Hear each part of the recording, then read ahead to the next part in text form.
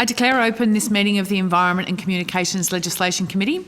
I begin by acknowledging the traditional owners of the land on which we meet and pay our respects to the elders past, present and emerging. Senators, departments and agencies have been provided with advice on the arrangements in place to ensure the Budget Estimates 2022-23 hearings are conducted in a safe environment. This guidance is also available from the Secretariat. The Committee appreciates the cooperation of all attendees in adhering to these arrangements. The Senate has referred to the Committee the particulars of proposed expenditure for 2022-23 for the portfolio of Communication and the Arts. The Committee may also examine the annual reports of departments and agencies appearing before it. The Committee is due to report to the Senate on Tuesday the 29th of November 2022 and has fixed Friday the 19th of December 2022 as the date for the return of answers to questions taken on notice. The Committee's proceedings today will begin with its examination of the Australian Broadcasting Corporation. Under Standing Order 26, the Committee must take all evidence in public session. This includes answers to questions on notice. I remind all witnesses that in giving evidence to the Committee, they are protected by parliamentary privilege. It is unlawful for anyone to threaten or disadvantage a witness on account of evidence given to a committee, and such action may be treated by the Senate as a contempt. It is also a contempt to give false or misleading evidence to a committee. The Senate, by resolution in 1999, endorsed the following test of relevance for questions at estimates hearings.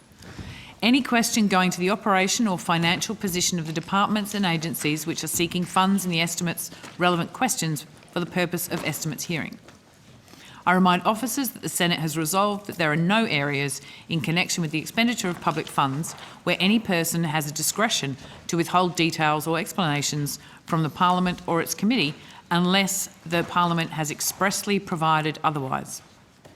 The Senate has also resolved that an officer of a department of the Commonwealth shall not be asked to give opinions on matters of policy and shall be given reasonable opportunity to refer questions asked of the officer to superior officers or to a minister.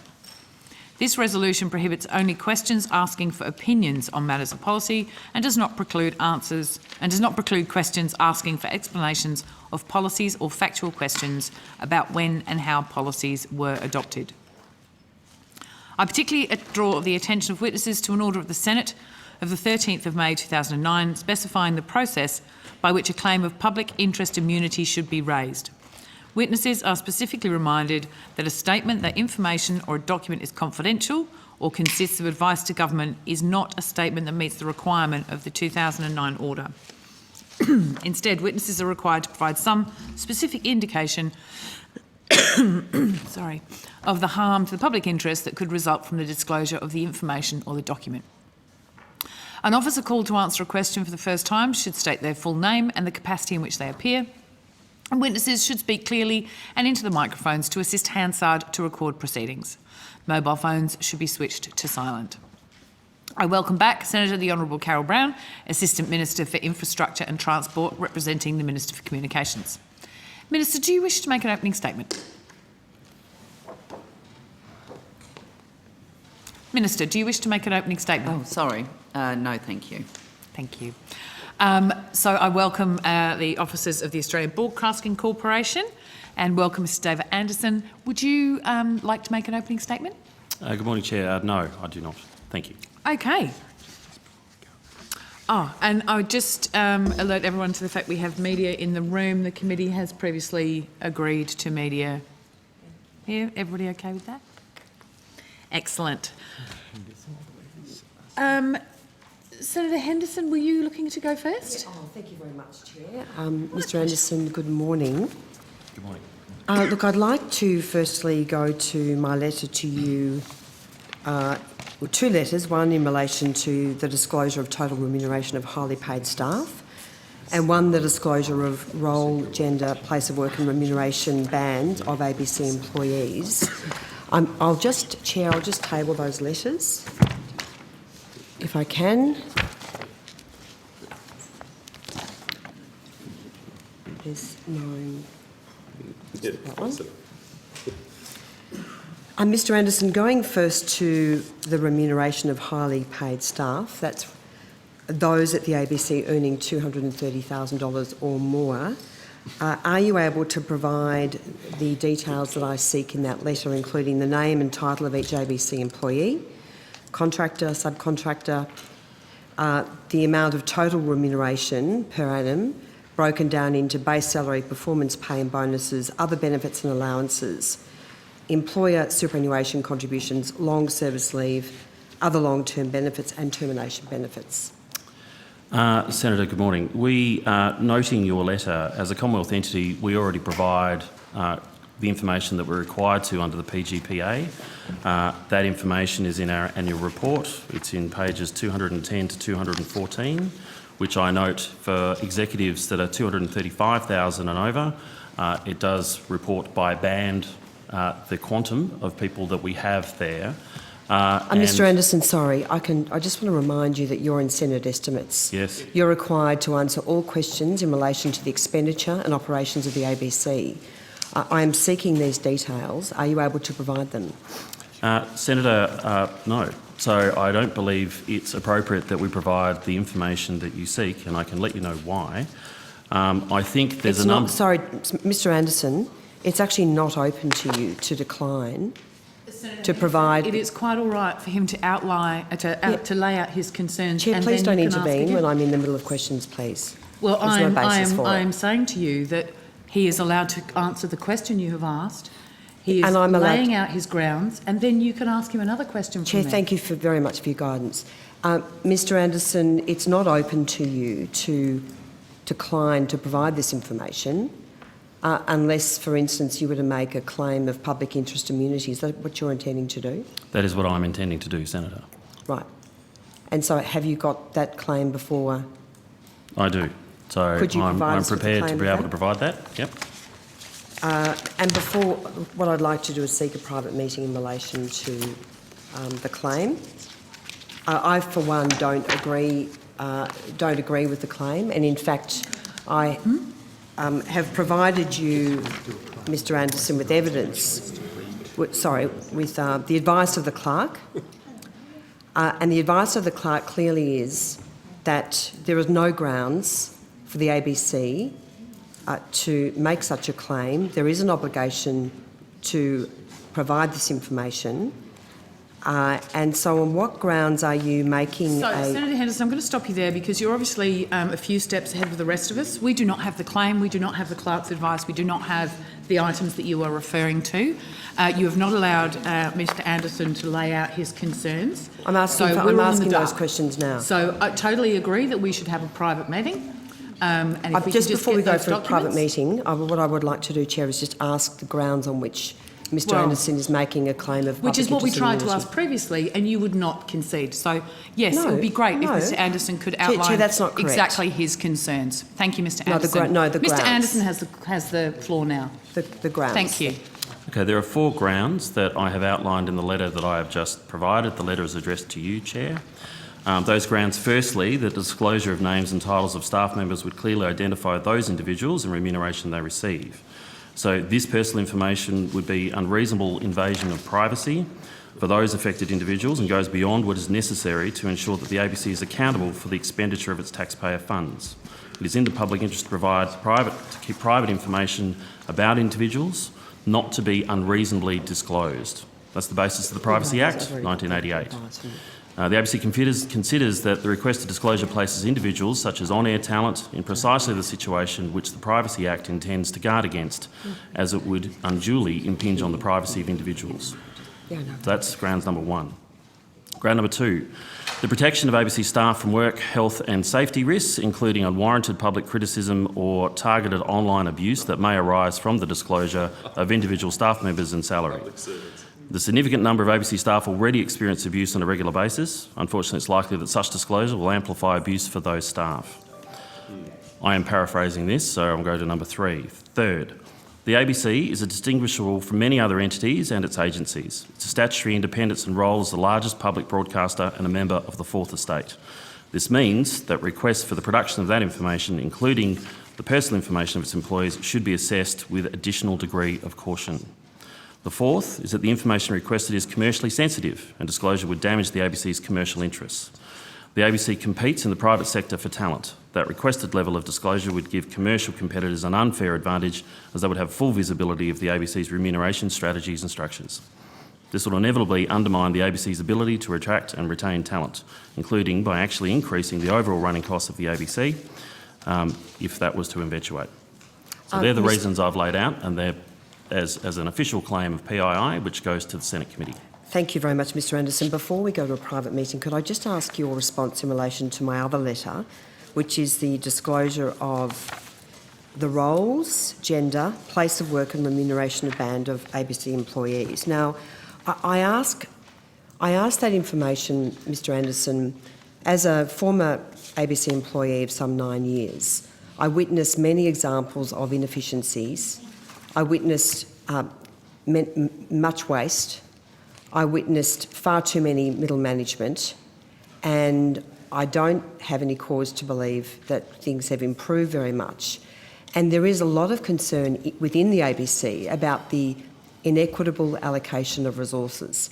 So, for instance, I've recently learned that on a given day, the ABC Radio National Drive program was supported by 9 producers, whereas some programs struggle to get 1 producer. So underpinning my request is to understand the fairness with which the ABC is allocating resources, how many people are located in regional and rural Australia, which is an issue of huge public interest, the gender pay gap and understanding about the gender of who is in what roles and how much they are paid, and also the salary band, of course, which I've asked for in $50,000 increments on a non-identified basis. What I am trying to do is strike a balance between the individual's privacy and the need for the Australian taxpayer to understand, and for the Senate to understand, how the ABC expends roughly half of its $1.1 billion budget per year. Senator, a number of elements to your question. Firstly, to staff allocation, we have by capital city, by bureau, it's in the annual report, we provide, which is a headcount allocation of where staff are across the country. On page 77 of the annual report, we do analysis on gender pay gap, which I'm happy to say has reduced, certainly in the last 12 months. And what is that gender pay gap now? The gender pay gap is down to, it's less than 6%. I believe it to be, I'll confirm it on notice, 5.3% off the top of my head. But of course it should be 0. When it comes to the allocation of resources, of course it depends from area to area, depending on what it is that we're producing. So the examples you gave on radio, of course, depends from a show like Drive to what we might do for local radio. It might scale from, my understanding is 6 people on that program as opposed to 2 people behind the presenter that is on local radio. So the allocation of staff, and I might add, we've been subject to many a review over time as to our efficiency. Certainly in my time, there's been a number of reviews, the most recent one being by Peter Tonner and Richard Bean, and there's been other reviews before that. Some of those recommendations we've taken on board, and we always seek to be as efficient as possible. We're always motivated to do that, to spend more money on our content services. So to give you, and then back to the reporting requirements, we abide by the reporting requirements upon us by the PGPA. If that were to change for all entities, then that's to change for all entities. Well, Mr Anderson, I'm seeking this information because I think transparency of the way the ABC runs the organisation is very important. The understanding of how roughly or more than $500 million of expenditure is incurred is important, and there are very concerning issues in relation to the inequities as to how the ABC expends its resources. So on that basis, are you able to provide that information? Senator, I've given my answer before with regard to the detail analysis that you're looking for with regard to salaries and banding, in that I do not think it's in the public interest to do it. I understand what you're saying, but what I'm saying is I do not agree. I think we are charged, both management and board, with regard to running the ABC as efficiently and effectively as possible. It is something we look at all the time, and we always look to maximising the efficiency of the broadcast. So, Mr Anderson, you are accountable to the Australian people. You're accountable to the Parliament. Yes. It's not a discretion for you to choose what questions you may or may not want to answer. On what basis are you declining to provide this information? Senator Henderson, I will say that we have all in front of us the reasons why he's not releasing this information and the claim for public immunity that we will need to discuss. Sorry, no, Chair. 2 letters. Right. I've got 1 letter. Is there a second letter? I have, there's 2 letters from you. Sorry, these have only just been put on the desk at this point in time. So I'm just trying to catch up. So in relation to the letter from me entitled Disclosure of Role, Gender, Place of Work and Remuneration Band of ABC employees, on what basis are you declining to provide that information, Mr Anderson? So with regard to some of that information, it is in the annual report. So some of the information you seek, we already disclose to the degree of where people are, how many people that we have and where they are dispersed across the country. No, I'm asking in relation to all of the information that I'm seeking. Right, and for some of the information that you're seeking, I've given the answer, and I know that you don't agree with the PII claim I just made, but Are you I put making it under in the relation PII. to both requests, are you? Well, not all of what you've just said, as I've just stated. So there is some information that we already disclosed that's in the annual report. So just to be clear, in relation to that last letter to which I just referred, are you making a PII claim in relation to any element of the information I'm seeking? Well, I actually don't have both of those letters in front of me. They're in here somewhere, Senator, but if Mr. you Anderson. provide me a copy of the second letter, and I'll say which elements... Would you like me to walk over and Please, give it to you? which elements are I'm under very happy to, because It's all right, just came in. I find it amazing that no one in your team has provided you. I mean, seriously, There are this is... 4,235 at the end of last pay period, at the end of October. Could I get a copy of the letter, Chair? Oh, no, Senator. So, sorry, they're in here somewhere, but if I had to find them quickly, just to hand it over would be expedite that. The one I've given Mr Anderson my copy. Thank you. So, Mr Anderson, look, we want to break for a private meeting. Could you please inform the committee what parts of the request that I've made in the letter, disclosure of role, gender, place of work and remuneration band of ABC employees, what parts of that letter are you willing to comply with in terms of the information request, and what parts aren't you? Senator, which one of the 2? It's the letter, I'll say it again, Mr Anderson, entitled Disclosure of Role, Gender, Place of Work and Remuneration Band of ABC Gotcha. employees. Yep. So, you want me to provide their gender where the information is available of the employment of total remuneration, the gender, by band. It's the by band and salary band and the amount of people we have by salary band that I'm saying that I'm claiming under PII. So I produce information with regard to gender within the ABC. That information again is in the annual report. I can give you on notice some detailed information that I can on detail of gender across the ABC, but I cannot give it to you specifically by band Well, because if the you're making reporting a PII claim... by band is with the PII claim. That's amazing. So, Mr Anderson, I wonder if Because I'm giving you you individual.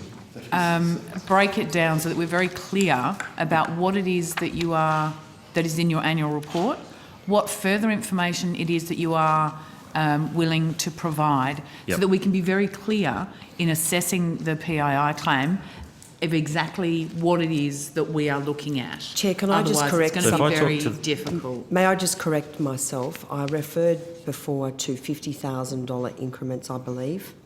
The increments that I'm seeking, the salary band, is $40,000. Yeah, I think you said 40,000. Yeah, $40,000. So, as I say, and I did say in my letter, I'm very cognizant of some of the privacy issues here, and that's why I've not sought for the ABC to name any employee in this request.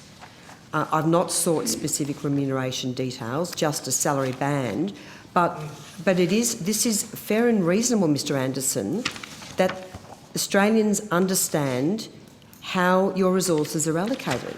Senator, if I And, you know, as I say, if there are some programs or divisions that are completely impoverished and others that are overflowing with staff, as I have myself experienced at the ABC, Australians deserve to know. Well, Senator, first of all, I don't think there are areas of the ABC that are overflowing with staff with too many. So, Well, there are, Mr Anderson. I've just refute cited that. one program where this one program had 9 individual producers. I'll get back to you on a with the given makeup day. of RN Drive. But Senator, to specifically go to my PII claim, the examples you give, ABC Legal General Counsel, you want the ban. There is only one General Counsel. When you say the Radio National AM program, well, there's one presenter. So But it that- will Public immediately servants. identify who these people but are. everyone who works for the ABC understands that when you work for a Commonwealth-funded entity, that there is a higher level of transparency in relation to that organisation. You need to front Senate estimates 2 or 3 times a year and Oh, I'm answer aware, yeah. every question in relation to the operations and expenditure. So I appreciate that, but in fact, if the General Counsel was paid above $230,000, separately I'm actually seeking for you to name that person and their exact remuneration in my other request.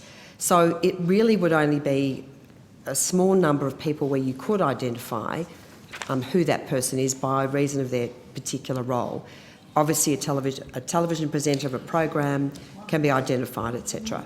But for most people in the organisation, they will not be identifiable. Senator, so to answer your question specifically with regard to this letter that I confirmed with you the title of, you are getting down to the identifiable positions for people, which is what I'm claiming that I won't do. Now, for the General Counsel, for anyone over 235,000, we do actually, between pages 210 and 214 of the annual report, as per PGPA, we have a table that says how many people are in those bands, and bands for our senior executives. I understand So that, highly but I'm qualified. seeking more information, Mr Anderson. And I'm saying I abide by what we do for the PGPA. Anything beyond Where that, with what I'm regard to wanting- this letter, I'm claiming PII. So I think what we need to do at this point is break this down so that you can articulate, Mr Anderson, the elements that are in Sure. your annual report, the elements that you are able to provide in addition, and the elements for which your claim will apply. Chair, can I... If we assess that Apologies. claim on the totality of this, then we will not be getting an appropriate approach, and it's highly unlikely your PII would Chair, go forward. could I also just share, I need to get copies made. The Clerk of the Senate I was has going to provided ask you some if you could advice. table it so that the committee can all have a look. Do you have any alternative line of questioning? Look, I think at this point we should have a private meeting and discuss the PII claim. Well, let's get the materials first. We can go on to another senator who ask some questions, and when we're ready and we have all the materials, we can take a break and do that and come back. Could we go to a private meeting now, Chair? Would that be all Well, right? could you give us the clerk's advice? Yeah, sure. There's a... Can we get a copy of what you actually passed? Oh, sorry, the Yeah, Senator's this is- requested a private Yeah, meeting. I'm just fine. Yeah. I'm getting it now. Well, Senator McGrath, we've agreed to a private meeting. It's just, we can have a private meeting and all sit You need around the and wait for the information. documents to arrive, or we can have the documents provided to us now and then break Well, from the there. Senator has asked for a private meeting. And it has been agreed to. We're all in agreement. Okay, so will we suspend and Yes, if you can, have we got the material? Yeah, absolutely. Okay. We will suspend for a short time to consider this matter. I will ask everyone to clear the room. Including me, And Mr Chair. Anderson, I wonder if you would take some time to work out what material you can provide in addition, or are you saying there is no other information other than what's in the annual report? So I think you're looking for... Well, there could be further information that I could provide that is... but not specifically the information requested by the Senator. So there is something within there I can work with that might be in addition to the annual report, but not to the level of detail, and just being upfront with what has been requested. Chair, can I just Certainly. get some clarification?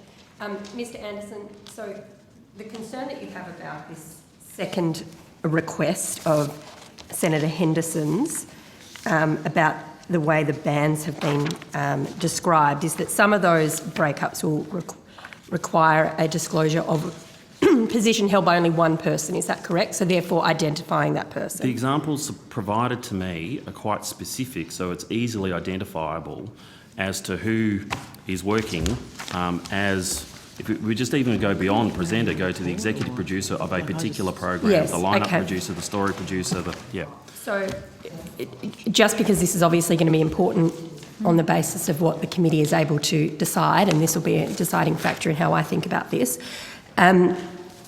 what are you suggesting that you could consider this and come back with an alternative breakdown of bands that won't be so individually identifiable? No, I'm not. I'm actually saying what I could do is what the Senator asked earlier was, in the disbursement of staff that we have geographically around the country, could I show a gender breakdown between Right. well, what that is? That is something I could work with. So That a is something different I can take on. different type of categorisation. That is something specifically asked that I could come back on notice and I think provide. But to the specific banding, beyond the reporting requirements at the moment set out by the PGPA, no. Okay, thank you. Well, as I say, it's not open to you to decline to answer these questions unless you make a claim which is upheld by the Senate. Well, I've made the claim. So, and Mr Anderson, just before we break, are you aware that Australia Post sought to refuse to provide similar information? In fact, it was referenced in my letter to you, and they were required to, in fact, provide the details of the remuneration of senior executives, including identifying those senior executives. So you're aware of that Senator, precedent? so you made reference to that. I haven't looked into specifically what arguments Australia Post made before they were required to disclose, or the level of which they did disclose. So we disclose KMPs as we're required to. For other highly paid staff, we put them in tables the way we should, as per our senior executives. And outside of that, I am complying by my requirements. All right, well, thank you. We'll take a private meeting. Thank you. So we will suspend. If I could ask the room to be cleared, we will get the further documents and have a private meeting. We will now resume with the Australian Broadcasting Corporation. I'll just give a brief update. The committee has held a private meeting and has looked at the issue of considering the public immunity claim. We have not addressed that. There are a lot of documents to look at.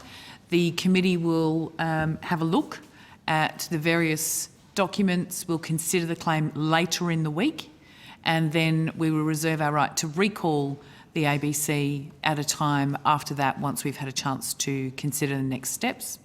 Okay. I will ask for some further material, Mr Anderson.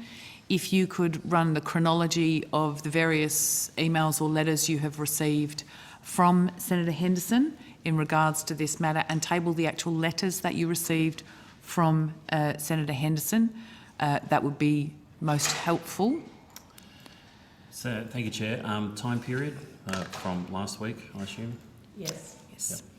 Unless there's anything that prior to that is relevant. I don't believe so, but I'll table the chronology and the letters. If you could have them to the committee as soon as is reasonable, but obviously we need those materials to be able to consider appropriately. We'll do that as soon as possible, Chair. And Chair, also just to confirm or clarify that Mr Anderson is referring to a letter dated the 4th of November. So that was the letter that was sent to you in an earlier forum, Mr Anderson, which was the request in relation to highly paid staff only. So on the face of your letter, your claim of PII, just to clarify, you haven't lodged a PII claim at this point in time in relation to my second request. Senator, So I think this is the point of clarity that we require. There's a confusion. Obviously, I need to go into it in detail. That you refer to a 4th of November letter from Senator Henderson. Senator Henderson has advised the committee that she sent the letter on the 4th and then sent it again on the 6th due to a confusion in email. But the letter is redated the 6th. your claim refers to the 4th of November letter. So it's very difficult for the committee to compare your claim to the actual requests from Senator Henderson because of this confusion of a multitude of issues of the letter, which Well, is why we require you to provide us with a chronology of what you received at what email address, when, and a copy of the letters that you have received, Well, so that we can appropriately Chair, deal. it's not that you. complicated. There was just one letter sent on the, in relation to... To be fair, Sarah, or Senator Henderson, Can I just- what has been tabled to this committee is not the same document that you're referring to. So Senator- can we just No, be no. really clear? If you're actually pushing back, we need all of the documentation. No, Senator Hanson-Young, I'm not in any way, I agree with you, that's not a problem. What I'm just seeking, when the ABC provides its information, because it refers to only one letter, could you please, Mr Anderson, just confirm whether you're making a PII claim in relation to my other request? And the answer, Senator, is yes. So PI claim will be in relation to both of those letters, and I will confirm that when I get back to the committee with regard to the chronology and... You'll need to update your PII That's right, claim. yep. No, I would say we need to be very clear with this documentation. Do not update your claim. Provide additional information because your claim has already been tabled. Okay. So if you can just provide us Well, any that's what I updated meant. information, do not change the claim. We've already got changed letters. Understood, Let's Chair. try Yep. and pitch this together so that it's very clear about who's asking what and which letters we are referring to. That would be very helpful, Mr Anderson. Yes, Chair. Okay, let us move on. Senator Hanson-Young, do you have questions for the ABC? I do. Thank you for being here. Mr Anderson, obviously in this year's budget, the new government has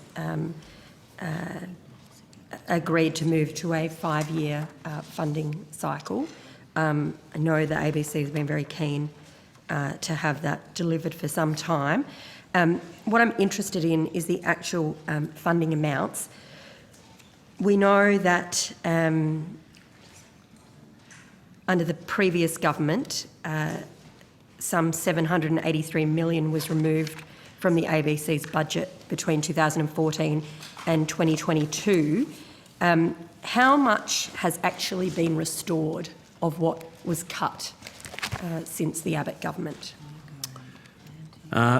Senator, in the budget most recent, the Treasurer announced that there would be an additional $20.9 million per annum for 4 years, which adds up to the 83.7 that was removed from the indexation pause in the previous triennium, in addition to $8 million per annum for 4 years. That starts this financial year, and that $8 million per annum is for initiatives in the Indo-Pacific. So that doesn't go anywhere near $783 million, does it? Senator, no. So the amount that you're quoting, I think, would include what was removed potentially from Australia Network as well back in 2014. So what we have is effectively that indexation pause from the last triennium left a hole of $40 million per annum. I welcome the government's decision to go to restore some funding for us with 20.9 per annum, but it is lower than what the effect of that indexation pause was, but I appreciate it all the same. Can we go to what was cut under the Australian networks? That was some $220 million out of that budget originally.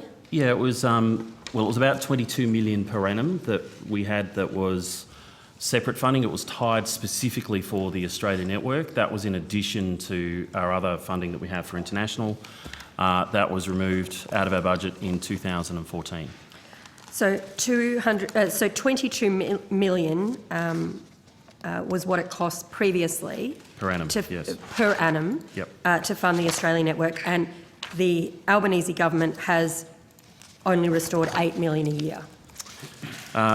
Well, that is true, Senator, but the $8 million goes for something different than what Australian Network was. So we won't be running... so Australian Network had, from memory, 8 bulletins it would do per day that ran from Australian time, Eastern Standard Time, early in the morning, that would go throughout the Indo-Pacific. So we're not replicating that with this funding. This funding goes... Well, you couldn't, could you, on $8 million? No. What this funding will do and what we're talking about at the moment is three areas. One is around infrastructure with regard to more FM transmitters throughout the Indo-Pacific. The other is with regard to content and with regard to getting more stories out of the Pacific, as well as putting that together in a Pan-Pacific news service. And the third one is with regard to building capability throughout the Indo-Pacific, such that stories can be told by people living in the Pacific rather than just having people there telling them back to Australia. There'll be an element of that, but it is skill capability that we're looking to lift. But it's still short, effectively, $12 million and per year. And maybe, you know, given all the issues we've got in our region right now that are live and pressing, you'd think if a government really wanted to see the ABC part of soft diplomacy, they'd be pouring even more cash into that. Senator, we've been asking for funding for the Pacific region for some time, so certainly as long as I've been in this role, we've been seeking it. Frankly, I welcome the decision to fund anything with regard to the Indo-Pacific, not just for the securitisation of the region and for those purposes of soft diplomacy, but also because of our nearest neighbours, to reflect cultural diversity that we've got through that region and the people that we have in Australia from those communities as well. I think it's another important reason to do it. Okay, thank you. Can I go to the ability for ABC to continue to create Australian stories and tell Australian stories? How much of the budget of the ABC is spent on creating stories for Australians to understand who we are, reflect our lives and make sense of the rest of the world? Senator, it's an effort we all contribute to, no matter what role that we're in. Certainly, the element of the ABC's budget that goes directly towards content is certainly more than what we have with regard to what we have to support it. So, and it varies. So there's different budgets, but skewed towards between news, regional and local, entertainment and specialist. There's other elements that sit outside of those divisions, such as audiences, which is effectively to market and promote, which is for awareness, which I would count as what is outward facing. The cost of transmission that goes towards delivering it into the Australian people, as well as our international services I just mentioned before. So, you know, you would argue that certainly 2/3 of our budget that goes towards those endeavours, which is to be telling local stories, reflecting the country back to itself, entertaining and educating all Australians, making sure that we have a regional presence that is throughout the country, that is growing in size, I have to say. So if anything, that will grow, not dissipate over time. Can I ask you, and you may need to take this on notice, I'd like a bit of a breakdown of what's spent on drama, original drama. Yep. Other types of kind of entertainment content that isn't drama, and children's content. Certainly, Senator. So there's two elements to that, and if you look at Appendix 8 of our annual report, we do break that down. In that table, it is both external commissions as well as internal commissions. Mm-hmm. We've updated that report with regard to what other reporting ACMA was looking for at the time. Yeah. Whereas before, previously, we just report external spend, i.e. the spend with the independent production sector. Yeah. So I know off the top of my head that spend with the independent production sector in last financial year, which is on aggregate, which won't give you those genres, but it was about 110 or 112 million, which then generated another 140 million of funding sources from other places. So whether that be from Screen Australia, the ATO through the offset and state and territory funders, distributors, etc. I can give you a breakdown of both external spend as well as internal spend. That would be very helpful. Yeah. Can I turn to sport? What has the ABC been involved in any of the conversations with government around the anti-siphoning changes? Look, we have, Senator, so we have been talking about that. I mean, of course, to the best possible extent that we believe, and certainly what we can do, is that sport should be free and accessible to all Australians as much as possible. Mm. And is there any moves to make sure that Australians can access Australian sport for free on the Australian broadcasting streaming services? I think that's a question for the relevant minister, Senator, as to what happens there. Mm. But you have put in a pitch? Oh, we've made our views known, certainly. What what sport does the ABC currently have access to? Provide it to you on notice, Senator, but it largely revolves around access to radio rights, in that we're, if you like, boxed out of what are commercial sporting rights and that we simply can't afford to do it. It is just made up a word. It is commercialised with regard to that sector, which then feeds back into that sport. We will always seek to have an element of whatever those big codes are that are free to air wherever we can, but it is mostly tied up with radio rights. Minister, Minister or Assistant Minister? Assistant Minister. Senator Brown, could you please take on notice, assuming you don't have the information before you, and by the end of today would be great, what commitment the current government has to ensuring that the ABC has more access to showing Australian sport free of charge to Australians? Well, as you know, and happy to take that on notice, but as you know, the government has commenced a review of the anti-ciphering scheme and list, and this is being currently conducted, and the consultations will consider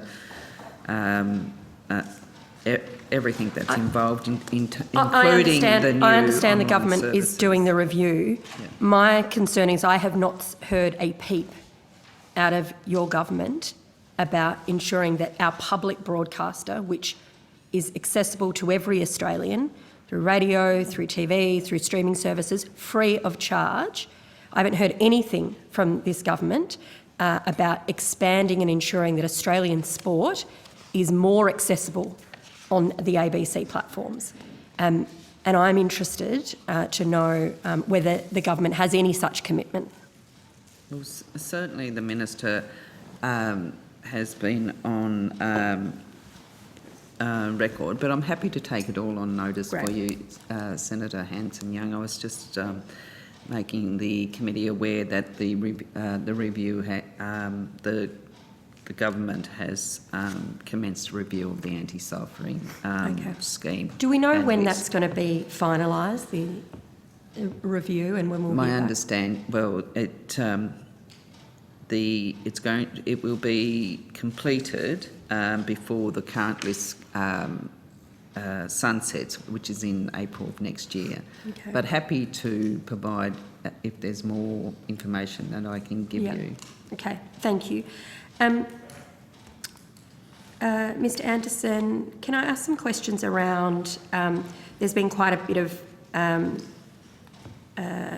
public commentary about the decentralisation moves, the moves out to the western suburbs in Sydney, away from, the moves out of Ultimo. I'm sorry if I missed any of this in your opening statement this morning, but could you give us an update as to where all that is up to? Certainly. So we put it to Parliamentary Works Committee last week.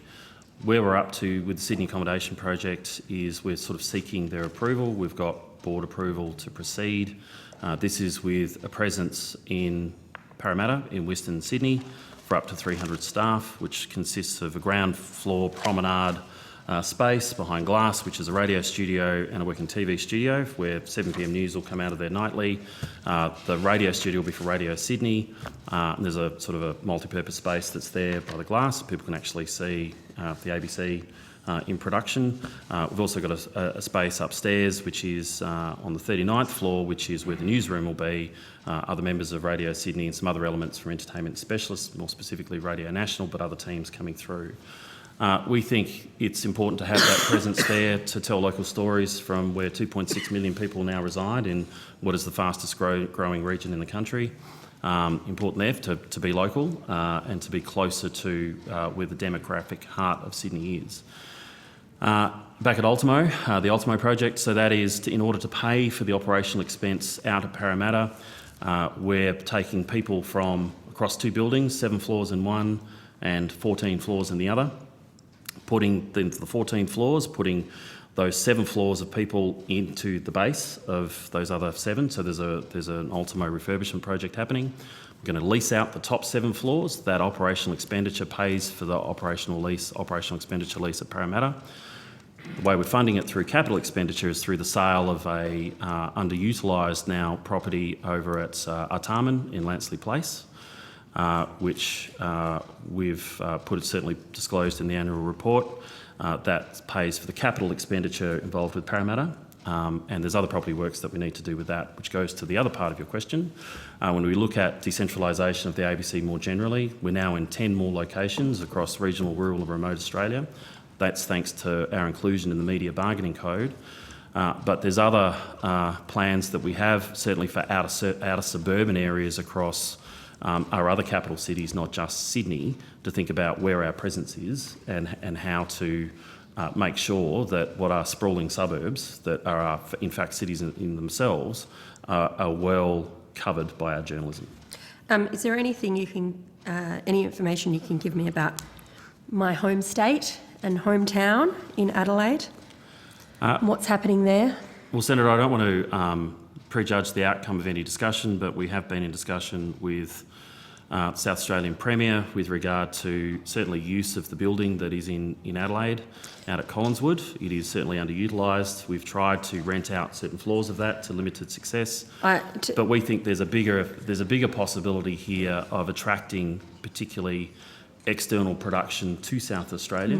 But that's an ongoing discussion. It's constructive at the moment with the South Australian Government about what we could do there together in partnership. Okay, and I don't want to prejudge it either, so, but I guess I've heard this a few times, and I'd like to know whether there has been any movement given the change of government in South Australia. Well, things are looking pretty positive with Stephen Marshall as Premier. Then, of course, he lost the election, and now we're talking to Peter Malinakis about this. And can I say the conversation is an ongoing one now across 2 governments. Okay. But it's still, look, I think it's quite positive, but we'll see how we go. Yeah, okay.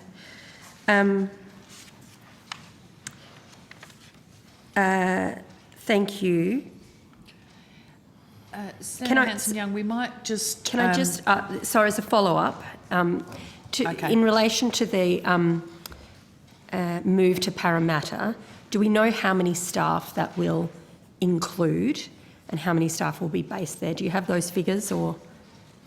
So at the moment, we're saying up to 300 staff because there are a certain number of workstations that we'll have there, but it's a 7-day-week operation. So with over 200 workstations, there are some people who have roles who don't need workstations, there's other people that do shift work, and of course it's 7 days a week. Yeah. So the teams that are going and indicated to go, which is what we presented to the Parliamentary Committee, was certainly the New South Wales Newsroom, Radio Sydney for the daytime shifts that we've got at the moment. They'll go out there. There is some technical support that will go with it. There's about 30 positions that are associated with entertainment and specialists, such that it'll be occupied by the science unit when Science Week is on, arts unit, etc. So they're for Triple J as well if they want a presence, depending on what they're doing. Okay. So that's why it's up to 300. And final question, the time frame. So we're looking to have the project completed either at the end of 2023 or the beginning of 2024, such that we're moving in the first quarter of 2024. Okay. Thank you. Chair, I'm happy to share it around. Thank you. Senator Billick, did you have questions? Yeah, I've just got a couple, if I can. Just in regard to the potential move, sorry, I was a bit distracted, but did you tell us the cost of establishing the Parramatta office? Ms. Clark, I might bring you in. Of course. Thank you, Senator. Yes, so the fit-out cost for the Parramatta office is approximately $39 million. Okay, so does that mean you have to make savings elsewhere, or...? It doesn't, Senator, no. We'll be using the proceeds from the sale of Lansley Place. Right. And is there any other plans to decentralise? Senator, so we are looking at, we're always looking at opportunities. So as part of our strategy, we're talking about having 75% of our content makers outside of Ultimo by 2025. We've made progress on that. We've got a bit to go. We look at when roles disappear out of Ultimo, if somebody leaves, can it be replaced somewhere else? We look actively, particularly at our dynamic workforce, about where we're basing production. So we are looking at some decentralisation. We look at our presence in out of the CBD of Melbourne, out of the CBD of Brisbane. So we've already got a position in Logan, but looking at expanding what we do there, as well as what we're doing in Perth. So yes, there are things that we're looking at which are bureaus. And I might add, in Parramatta itself, we are looking at having a shop front further out at either Liverpool or Penrith. And by shop front, I mean about half a dozen people that are located there, so to make it easier to cover the outskirts, well, Greater Western Sydney further of what is truly Greater Western Sydney, noting that Parramatta is on the edge of Greater Western Sydney. Okay, thanks. The ABC is the only emergency broadcaster on the Central Coast in New South Wales. That area, as we know, is prone to severe bushfire. Are you aware that for a number of years the people of the Central Coast have been complaining about the poor radio reception or weak terrestrial signals for the ABC? Senator, it has been brought to my attention that certainly for FM, that there is interference with FM services for both local radio as well as news radio. It is difficult to find additional FM licences to be able to pick that up. Of course, there are other services available and there's other ways that we can provide for people. So those emergency broadcasting will continue, of course, through what we have there, through our local radio. But we've also got enhancements we're making to emergency broadcasting with regard to our digital products, as well as what we can do for ABC Listen. So there are other ways of accessing it as well. But I know that it has been brought up that there is interference, I think, from high-tension power lines that interfere with the FM signal. Will the ABC act to improve its radio coverage of the Central Coast? Senator, actively, I've asked my people to look at what other licences might be available. I'm advised previously that they are not available, but we'll go back and ask again if we can find additional How long FM ago translators. was that advice? I think it was a little while ago. I think it was a couple of years ago. So okay. It's been brought up with me recently, and we will Okay, can you give me a time frame for when you'll do that? I will do that in the next few weeks, Senator. We'll just see and inquire to see whether that's possible. Okay. As well as looking at licences, will you at least agree to review the issue and see what else can be done? I will, Senator. Look, it is an important issue. It is, look, AM covers many places. FM does a good job and is usually of better quality in Central Coast. I am aware that it is of varying quality for the public through that area. Yeah, I mean, I think the ABC generally has a pretty good name in regard to being the emergency broadcaster that people rely on. So Yep. people of the Central Coast in New South Wales should have the same access if possible. So, okay, I look forward to hearing what you find out. Thank you. Senator. Senator Antic. Thank you, Chair. Mr Anderson, I've got a couple of questions about some programming matters. And at the moment, the ABC is airing a program called Courtney Act, The Spectacular Suit, in which a male drag performer, Shane Jenek, reads a children's book called The Spectacular Suit, this is it here, about a female child wanting to wear male clothing. The program was rated G, and it's been heavily promoted on TV and on the app. My question is this: why is the ABC grooming Australian children with this sort of adult content? Senator, I don't see that as grooming children with that content. That particular program is reading from a book that's about dressing up. So I think this Female is... children in male children's clothing. You think that's not subliminal? I mean, young girls wearing pants. Sorry, Chair. Seriously. Chair, I have the call. Thank you. Well, Mr Anderson. it's offensive. Well, it's not. Well, if it's offensive, you don't have to deeply, hang around, Sarah. deeply well, you don't have to offensive. hang around, Sarah, if you don't want to. Okay, Senator Antic, if you just continue with your line of questioning. Well, I am. I'm waiting for an Heavens answer. above. Girls wearing pants. I mean, that's the level Senator, of rubbish you're putting forward. We are not grooming... Don't hang around, Sarah. Okay. Amazing what triggers a response. The truth. Mr. An- The truth that the ABC is grooming our children. Offensive We are not rubbish grooming. does, and it needs to be don't called hang around. out. Sarah, you're quite welcome to leave. So, Grooming is a Mr. really Anderson. serious matter. It's not for being played with Okay. That's what by it looks like. Conservative That's senators what so it they looks can make like. headlines. That's what grooming looks like.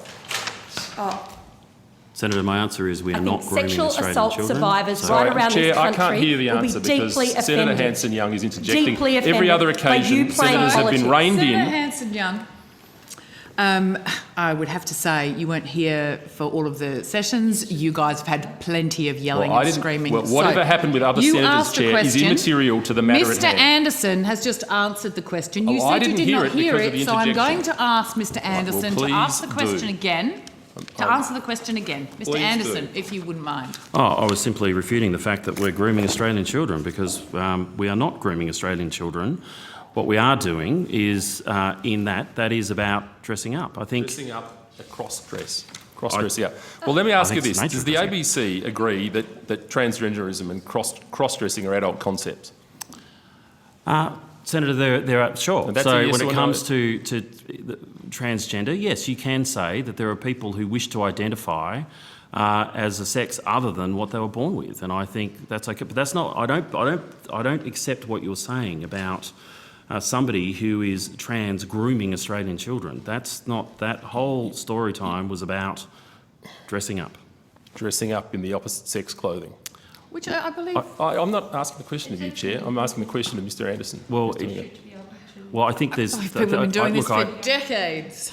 I think children do dress up, Senator, and I think that a story about dressing up, I think, is acceptable. Do you think this sort of content is contributing to the gender dysphoria problem in this country? One, I don't see a gender dysphoria problem. What I see is a very set of complex issues that exist within Australian society.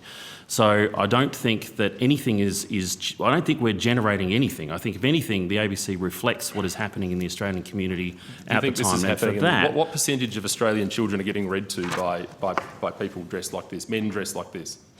so I think what is... Senator, I'm not going to give you... I don't have the audience data right now with regard to that, but what we have is a story about dressing up and about kids dressing up. Dressing up. Okay. All right. Okay. Well, so let me ask you then, because it's clearly an issue of diversity.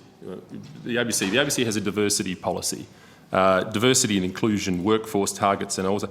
So obviously, you'd agree that diversity is a strength in the ABC. I think it's important for the ABC to reflect the community that it serves, yes. Why? Well, I think it's who we are as a nation, Senator, and I think that that within what we have within our society, to be able to reflect who we are as a community, whether it be reflecting First Nations culture to culturally, linguistically diverse communities, whether it's LGBTQIA+ communities, whether it's people living with a disability, I think that we reflect the diversity of the nation in all of So its why forms. then does having a diverse workforce improve the output of the ABC? Why does that? Explain to me why that's such a.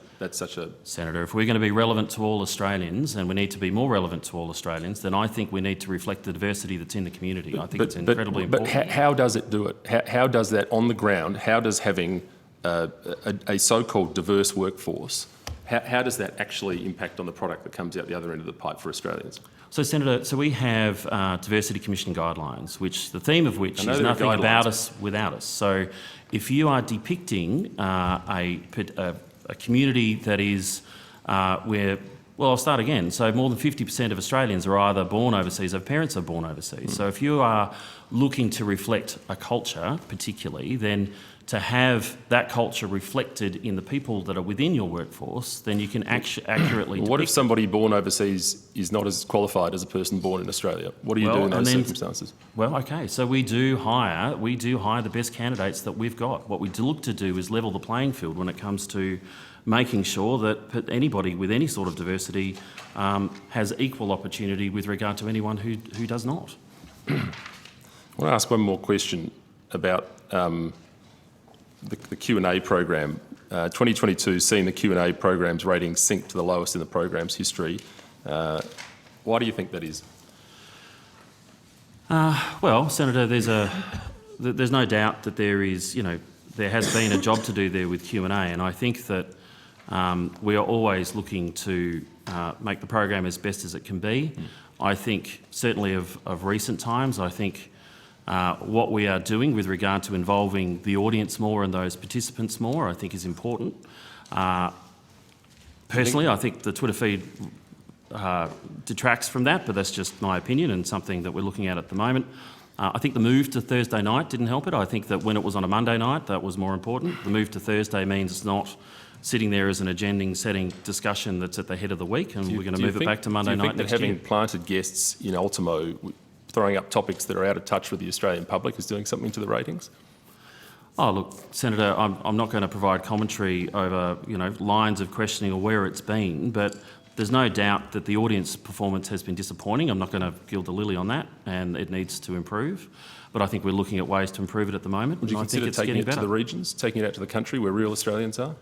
I don't disagree with that either, Senator. I think that that's an important element too when it's travelling. And there's been more of it that has been coming out of other places, Canberra more recently, Melbourne before that. And I agree that it should be on the road. Thank you, Chair. Thank you, Senator Antic. We will go to Senator Henderson. Thank you very much, Chair. Mr Anderson, I wanted to raise the issue of the speech given by Louise Milligan, and I refer to the letter that I wrote you on the 6th of November. If I could table that letter, Chair. Thank you. So I'm seeking for the ABC to provide a transcript of the speech and a copy of any recording, along with all correspondence, emails, messages, briefing notes between Ms Milligan and the ABC in relation to the speech, a copy of any complaint by any third party sent to the ABC, including Ms Milligan, details of any payment, including in-kind payment, received by Ms Milligan, and some other related questions. What information can you provide me?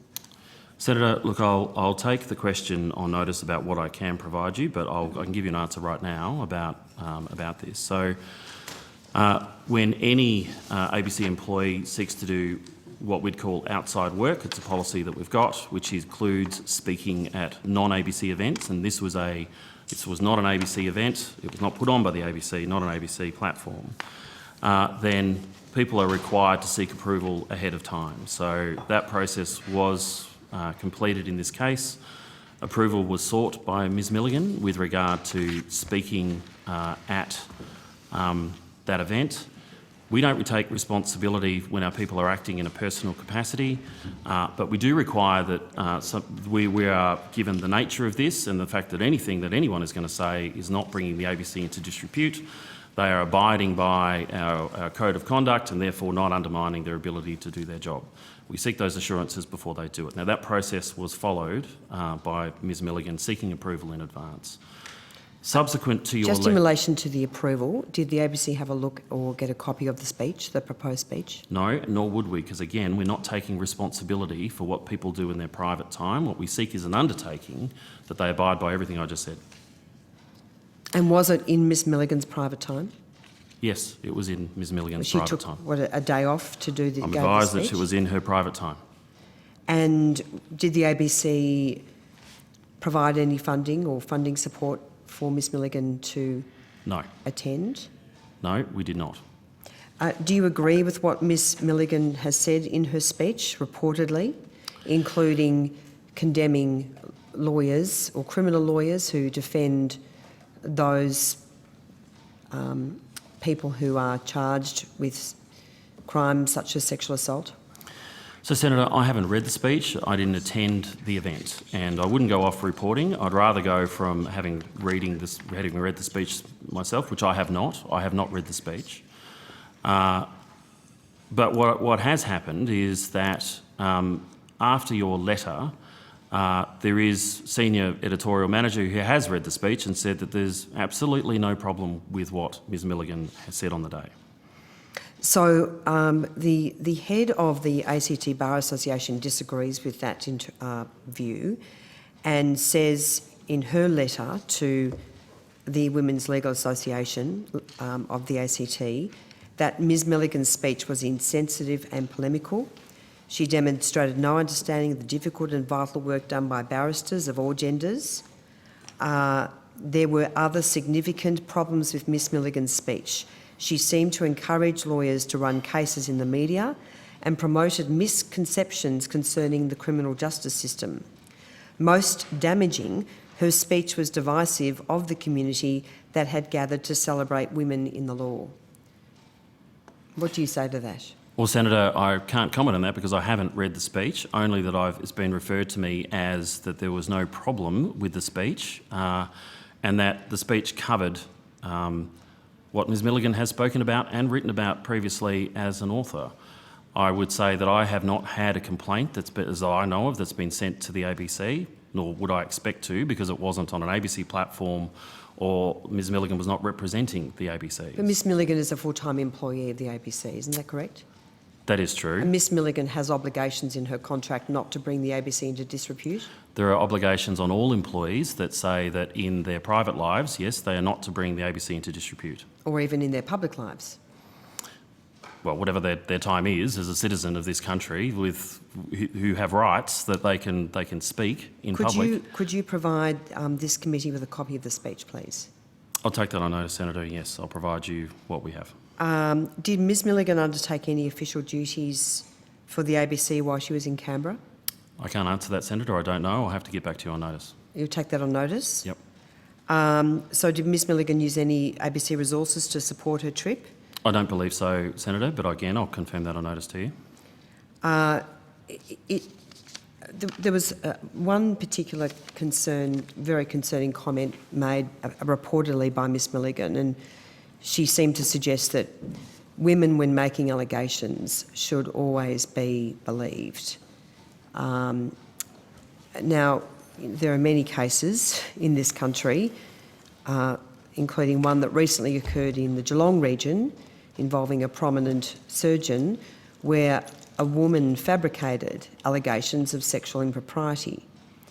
So she's made statements in her speech which, from what I understand, reading the reports, which are factually not true, and that's now reflected on the ABC as an institution. Sorry, doesn't that can I concern you? seek clarification, Senator Henson? No, Senator Hanson-Young. What reports are you referring to? Senator Hanson-Young, I have the call. If you could just let me continue with my question, please. I think it's fair to the witness. No, I have You're the saying call. reportedly. In what format? You haven't got a copy of the speech. You've just asked for the speech to be delivered. The reports I'm referring to, the reports in the Australian newspaper about the speech. Oh, that reputable newspaper. Well, that's actually not up for discussion. Chair, could you please ask other senators not to interrupt while I'm questioning Mr Anderson? So I would put to you, Mr Anderson, that this has brought the ABC into question insofar as the standing of one of your senior journalists. What do you say to that? Well, Senator, again, I don't have a copy of the speech. The ABC somewhere has a copy of the speech because someone's looked at it and told me that it was okay. Not having been there, not having read the speech, at this point, there's nothing that I know of that has brought the ABC into disrepute. Well, I'm referring to this particular letter. You say there was nothing wrong with Miss Milligan's speech. Others disagree. Do you accept that your remark may be seen as being insensitive and hurtful to many women who attended the event? Because, as I say, the president of the ACT Bar Association, Rebecca Curran, has written to the Women's Legal Association of the ACT raising serious concerns and saying that this upset numerous people who attended this event. Can I just, a point of clarification, Senator Henderson, did you say that that letter was sent to the ABC as a complaint or to the ACT No, I Bar? just have a copy of the letter. Okay, because we are now on our, third letter from yourself that none of us have seen before. I'm not aware of the other letter that you are looking at. Are you talking about a complaint that has been made to the ABC that No, this is Mr Anderson could be have, expected to understand as I said, Chair, as a matter? This is a letter from the ACT Bar Association to the Women's Legal Association of the ACT, raising concerns. And so, Be tabled if we're going to be referring to. Yeah. Yeah, I'm happy to table it. And I would ask if there are other documents that you're going to roll out through the morning, you could Well- think about tabling them early. That would be really helpful Well, if I'll- that's okay I'll- with you.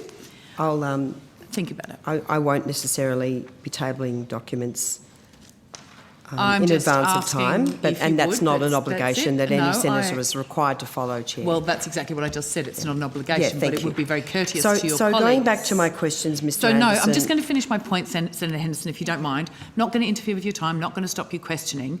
But if the complaint that you are talking about is actually a complaint that was made to the ACT Bar and not to the ABC, I wonder how much information Mr Anderson could be expected to have about a complaint that was No, not that's why made to the- his organisation. Yeah, Chair, that's why the document has been tabled.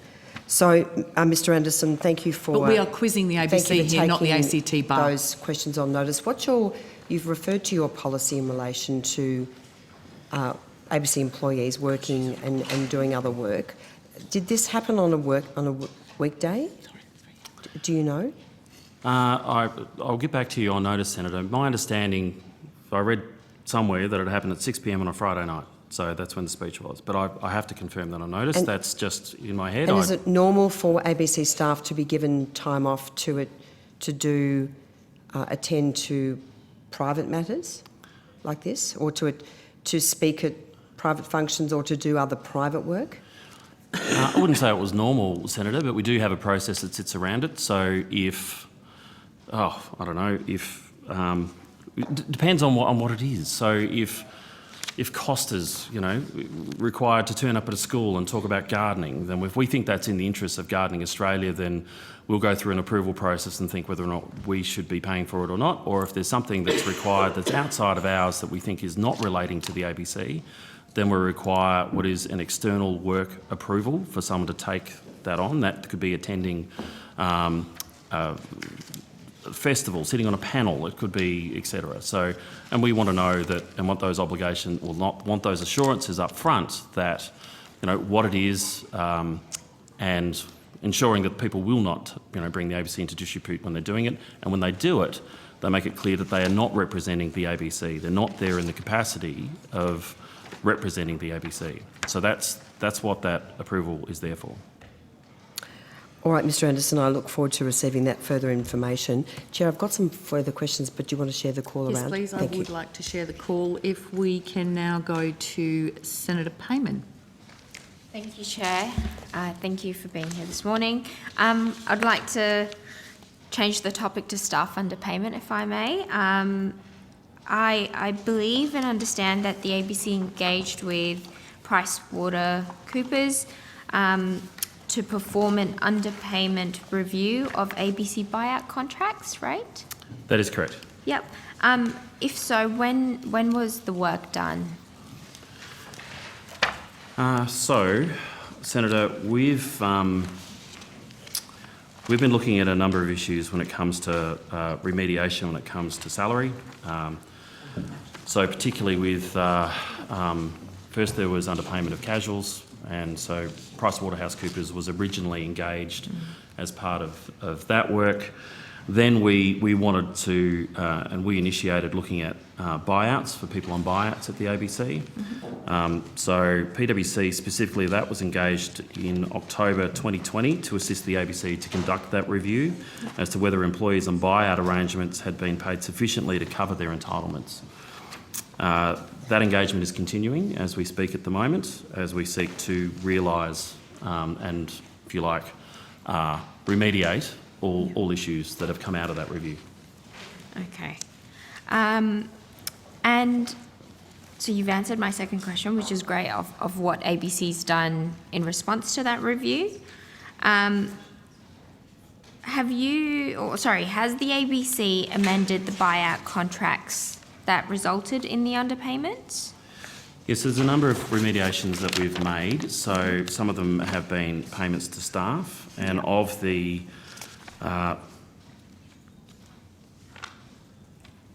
looking for the number, it's over 900 people that were affected by this. There are approximately, I think, 20 cases that are left outstanding that we're still in consultation with. But the things that we've done since then is we've put limitations on new buyouts. We've continually sort of reviewing the existing buyouts, so which requires people to fill in timesheets to check against what is the better off overall test about what people are working against what the buyout is buying out for their entitlements. That involves ongoing monitoring and reconciliations. And then we're looking at potential changes to the employment agreement. So at the moment we're negotiating a new EA. That is happening in good faith, and we're introducing a new area of the EA, which hopefully the unions and the people they represent agree with, which helps deal with this issue on an ongoing basis. And so has that work with the unions and consultation begun, or? It has begun. We've more recently put an offer back to CPSU and MEAA with regard to that, and then I think the process is there's a bit more consulting, and then it goes to a vote. The vote's open for a week. Fantastic. Well, that's all from me, but if I've got more questions, I'll put on notice. Thank you, Chair. Thanks, Senator. Senator McGrath.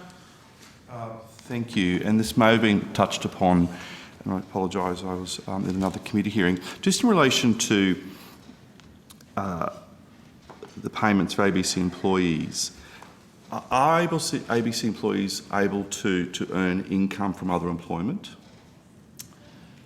Senator, they are, but as I said, it's by approval that they need to seek approval to get other employment. That is effective. Well, depends on the nature of their work. So it depends. If somebody is employed on a part-time basis that might be 2 days a week, then yes, they are able to have other employment. But if somebody is full-time and they want other employment, we do expect an outside work form to be completed that's seeking approval to do something on an itinerant basis. So is there a formal policy? Yeah, there is. Could you table that, please? I can. Certainly. And could you also table the forms that people have to fill out? So who makes the decision whether an ABC employee can take on additional employment? Is it their line manager, or how far up the chain does Well, it goes go? up to director level unless delegated for specific circumstances. So, but otherwise it is director level. Okay. And does and you touched upon this in terms of someone working 2 days a week and someone is full-time, but does the policy delineate between the categorisation of work? For example, there's casual employment, permanent work, there's contract, there's also unpaid work, Yep. and there's sort of specific piecemeal work, like speaking gigs and things like that. Does the policy take into account those differences? Look, it does. So it's impossible to miss on the form. We're asking whether what it is, if people are being asked to speak, whether it's if they're attending a panel, for instance, are they being paid for it? Are there costs involved that are being paid for by somebody else as a result of doing it?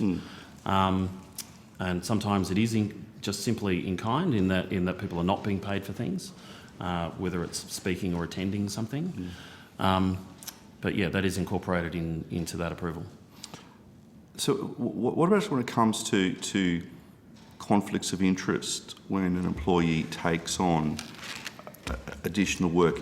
Is there a separate policy for how the ABC employees and / the director who signs off on this? How does the ABC manage conflicts of interest? Well, look, we have a conflicts of interest policy. We have other training that we roll out from time to time so that people are aware of their obligations with regard to raising what are potential or perceived or actual conflicts of interest with regard to a great many things. So we have a separate policy for that that isn't just about work. So, could you table a copy of that policy, please? yes, I can. Good, thank you.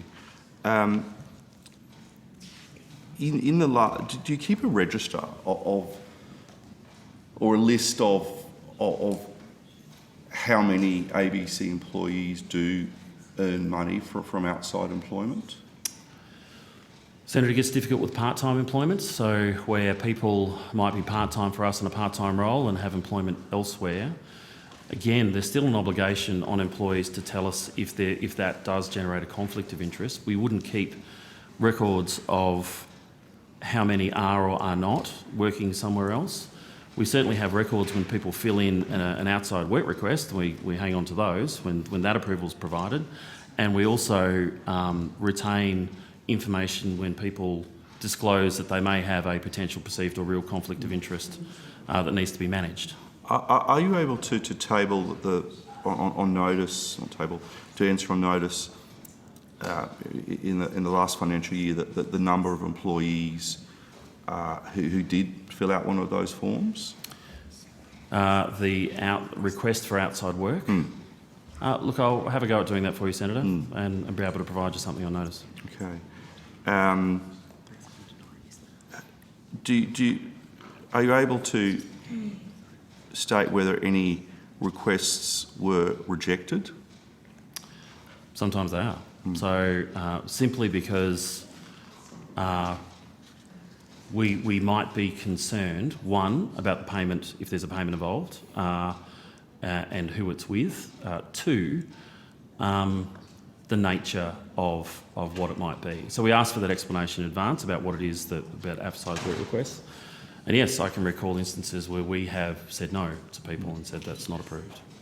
On notice, if you could list the number of rejections that in the last financial year, and if possible, the reason for the rejection. Again, Senator, I will take that on notice and try to get back to you with something. Whether or not we actually keep the rejections is a question that I do not know the answer to, whether we keep records of that, to be honest, but I will come back to you on notice. Because I've asked these questions, and I think my colleague, Senator Henderson's touched upon this, and is that Louise Milligan spoke at the Women Lawyers Association gala dinner on Friday the 21st of October. I'm just checking, Ms Milligan is an employee of the ABC? That's right. Okay. And I will add an outstanding award-winning journalist whose journalism is without question, but... and someone who cost the taxpayers of Australia hundreds of thousands of dollars in relation to the settlement of a legal dispute. So, so there's another side to that, Mr. Anderson, in terms of her quite sloppy approach in some areas. But did she seek approval to speak at this event? Ms Milligan did seek approval, yes. Okay. Was she paid to speak at this event? My understanding as part of that approval sought was that she would be paid for that event. Do you know how much she was to be paid at that event? I have to take that on notice, Senator. Did that payment include flights and accommodation? Again, I'm going to have to take that on notice, Senator. I haven't yet. I don't have that detail in front of me, other than, yes, the approval included that Ms Milligan would be paid to attend that event. In terms of the quite contentious nature of her speech and how many women lawyers, as reported in the media, felt they were treated by Ms Milligan in that speech, did Ms Milligan provide a copy of the speech to the ABC ahead of her attending the dinner? No, Senator. So, and you would have missed it. What I said earlier is that we don't take... This is... so Ms Milligan was operating in her own time. We don't take responsibility. So the outside work approval is sought. The nature of what it is that they're doing is also required. We won't approve a speech or talking points for anyone. We don't take responsibility editorially or legally for someone behaving in a personal capacity like this. So that is, and we do require people, as I said, to indicate that they are not speaking on behalf of the ABC or not representing the views of the ABC. But just on that, Ms Milligan, in relation to some of her social media commentary, was acting in a personal capacity, and yet you still paid a settlement. I don't understand that there's a contradiction there. Senator, the contradiction is that we found ourselves vicariously liable in that instance, and we've made moves since then to make it quite clear that, particularly in the personal use of social media, we took legal advice to update what was our code of conduct, update our advice to all staff, and update our contracts to ensure that from that moment on, we did not take legal responsibility for people's personal use of social media or things like this when it comes to speeches. Outside work that sits outside of the ABC. But Ms Milligan was attending this event in a capacity as a journalist who works for the ABC, and this is where I would like to just try and understand a bit more in terms of the conflicts of interest, in that you have someone who may have told you that she's not attending, sorry, that Ms Milligan is not attending this function as a representative of the ABC, but that she's clearly there because she does work for the ABC. Senator, I can't argue that. I don't disagree with you that Ms Milligan's career prior to the ABC as well as at the ABC is certainly to be taken into account. My understanding is that the perspective she was providing is something that Ms Milligan has written about as a published author, again, separate to the ABC, and that was the nature of her appearance at the request of that association. So, Senator, all I can offer is that we do seek the separation of, we do seek that people abide by their requirements as a full-time employee of the ABC, or even a part-time employee for that matter, that they do not bring into damage the ABC's representation, bring the ABC into disrepute, to undermine their effectiveness at work. These are all considerations under our Code of Conduct for what people do in their private lives. I mean, the letter, which I think Senator Henderson may have tabled, or Senator Hughes, from the ACT Bar Association, says in the third paragraph, unfortunately, a significant number of our members who attended were deeply offended and distressed by the speech given by Ms Louise Milligan.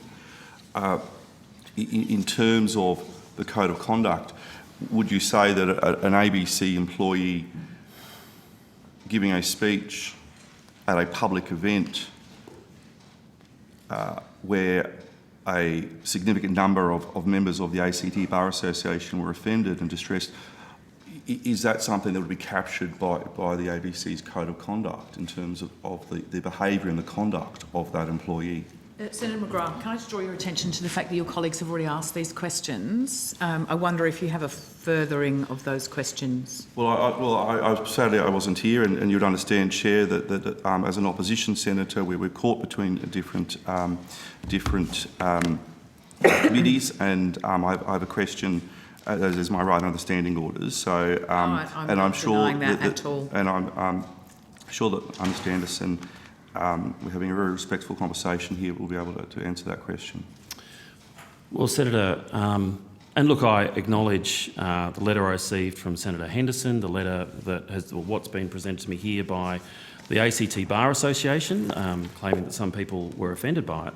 What I don't have is I have not read the speech myself. I've had a senior editorial member of staff obtain the speech subsequent to it being delivered, and I've been advised that there is no problem with the speech, certainly with regard to the ABC and the ABC being concerned. My understanding is that that speech was given not as a representative of the ABC, but from an individual perspective. So at the moment, I do not see that that speech has brought the ABC into disrepute, but I haven't read the speech. I will read the speech when I can, and I've undertaken to provide the copy that was provided to us on notice to the Senate committee. May I ask Mr. Anderson, considering that this event was about 2 weeks ago, and considering it was quite a controversial speech, is there a reason why you have not had an opportunity to read the speech, especially knowing that you'll be coming to estimates today? Senator, well, what I did is ask that somebody else have a read of the speech and let me know. There's a great many things I need to do, but it's I have read the reports about how some people that attended that were upset. What I hadn't read was specifically what was said that might bring the ABC into disrepute. So I will undertake to have a read of that speech. I've just been sent a tweet, and this may have been addressed by my colleague that Louise Milligan, rather helpfully, I'm unsure, hello Louise, whether you're doing this on the taxpayer dime or in your own time, has said that Senator Henderson is repeating a complete inaccuracy. Now, Senator Henderson, as the Shadow Minister for Communications, has been asking questions in relation to various issues to do with the policies concerning ABC employees. Sorry, who sent this tweet? Oh, Louise Milligan at 10:29 a.m. So, Louise can we Milligan. talk about Ms Milligan's use of social media and that she is undermining you as the Managing Director? She's just defaming me on her social media account. Well, hang on a minute. And, if we're going to be asking the witness to refer to things, you have to put these things in front of the witness. Well, I'm sure that one of the 4,500 ABC employees who aren't on Twitter at the moment can perhaps do a screenshot, and I'm happy to one of my colleagues to send this You're going to come in here, Senator McGrath, and put questions to witnesses. You can't just read off your phone's Twitter account. We actually had the minister doing that yesterday. Well, I'm not here to defend anybody doing it, and we've Senator asked those to be Hughes. tabled, not Seb. But Senator Hanson-Young, this is happening in real time, so you might want to get your phone up, and we will get some things printed and tabled. But this is defaming a member of this committee enough. as it's occurring. Thank you. You would let me None of you have the call. Can we please get copies of those tweets so that we can actually... Thank you very much. That would be lovely. And we can all have a look. on their phone, which I happen to know is probably most people in this room. So, can I ask Mr Anderson, maybe you could step out for us your approach to employees' use of social media while we wait for those tweets so that you can actually refer to that specifically. Before Mr Anderson answers I have the that call, question, Senator Henderson. well, I would like to put on record what actually has been, what Louise Milligan has said. No, which we're is going to get those inaccurate. tweets. I have the call. Mr Anderson, if you could answer that question, and we'll get the tweets and we'll all have a look. Thank you. Mr Anderson, if you could just step out for us. You do not have the call. You do not have the call. Running a protection racket for Louise I'm not. Milligan. We That's are what you're waiting doing. for the tweets You're so we running can a all have a protection look. racket for Louise Milligan. Okay, I will suspend this broadcast if you do not come to some form of order. You're the only one yelling. You're the one who's running the protection racket. Mr Anderson, could you please step out for us your approach to social media for your employees while we obtain copies of these tweets that people can have a look at? Thank you. Chair, so we introduced a code of conduct a couple of years ago. Within that, we had personal use of social media guidelines. I make it repeatedly quite clear to staff that that is their own responsibility. We do not take editorial responsibility for personal use of social media. And we had to take steps further after the lambing matter to make sure that we could articulate quite clearly that we are not legally responsible either for people's personal use of social media. So what we have here is we remind people of their obligations as an employee to ensure that they're on social media, that they do not mix personal and professional, do not bring the ABC into disrepute, do not undermine their effectiveness at work. And so we have had some instances where people have, we believe, breached those guidelines. Because it is in our code of conduct, we can take disciplinary action when this has happened. In some cases, that has led to termination. So there are, I have to say, the vast majority of employees at the ABC do the right thing. There are some instances that are outliers where people have not done the right thing, and we do take action against them. So that is how we are tackling personal use of social media. It is effective. I do believe it is the best approach. The ABC board believes it's the best approach. So it is the one that we have taken, the path that we're on. And when I meet other public broadcasters and their relative equivalents, CEOs, managing directors, director generals, they look towards our policy. I note that the department have taken on a similar social media policy. So has the APS. So, I think that what we have here is an effective policy that's in place. What we do not do is we do not sit and monitor people's personal use of social media. If there are instances that are brought to our attention, then yes, we then investigate, and everybody has right to what is procedural fairness with regard to their ability to explain themselves if we believe it's a breach. Thank you. And can I just, for the record, the letter from the ACT Bar Association that was tabled by Senator Henderson, which is addressed to Ms Danielle Mildren, the President of the WLA Association in the ACT, was this letter provided to you at any point? I don't think I've prior seen to this this letter morning? before. I don't think I've seen this letter before. No. Was but I any have seen the reports, Chair, sorry. Yeah.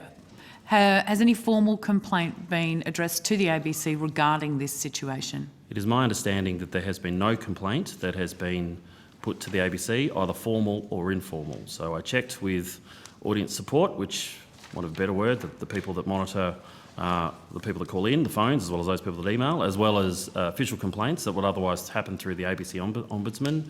And when I checked yesterday, there had not been a complaint. Thank you very much.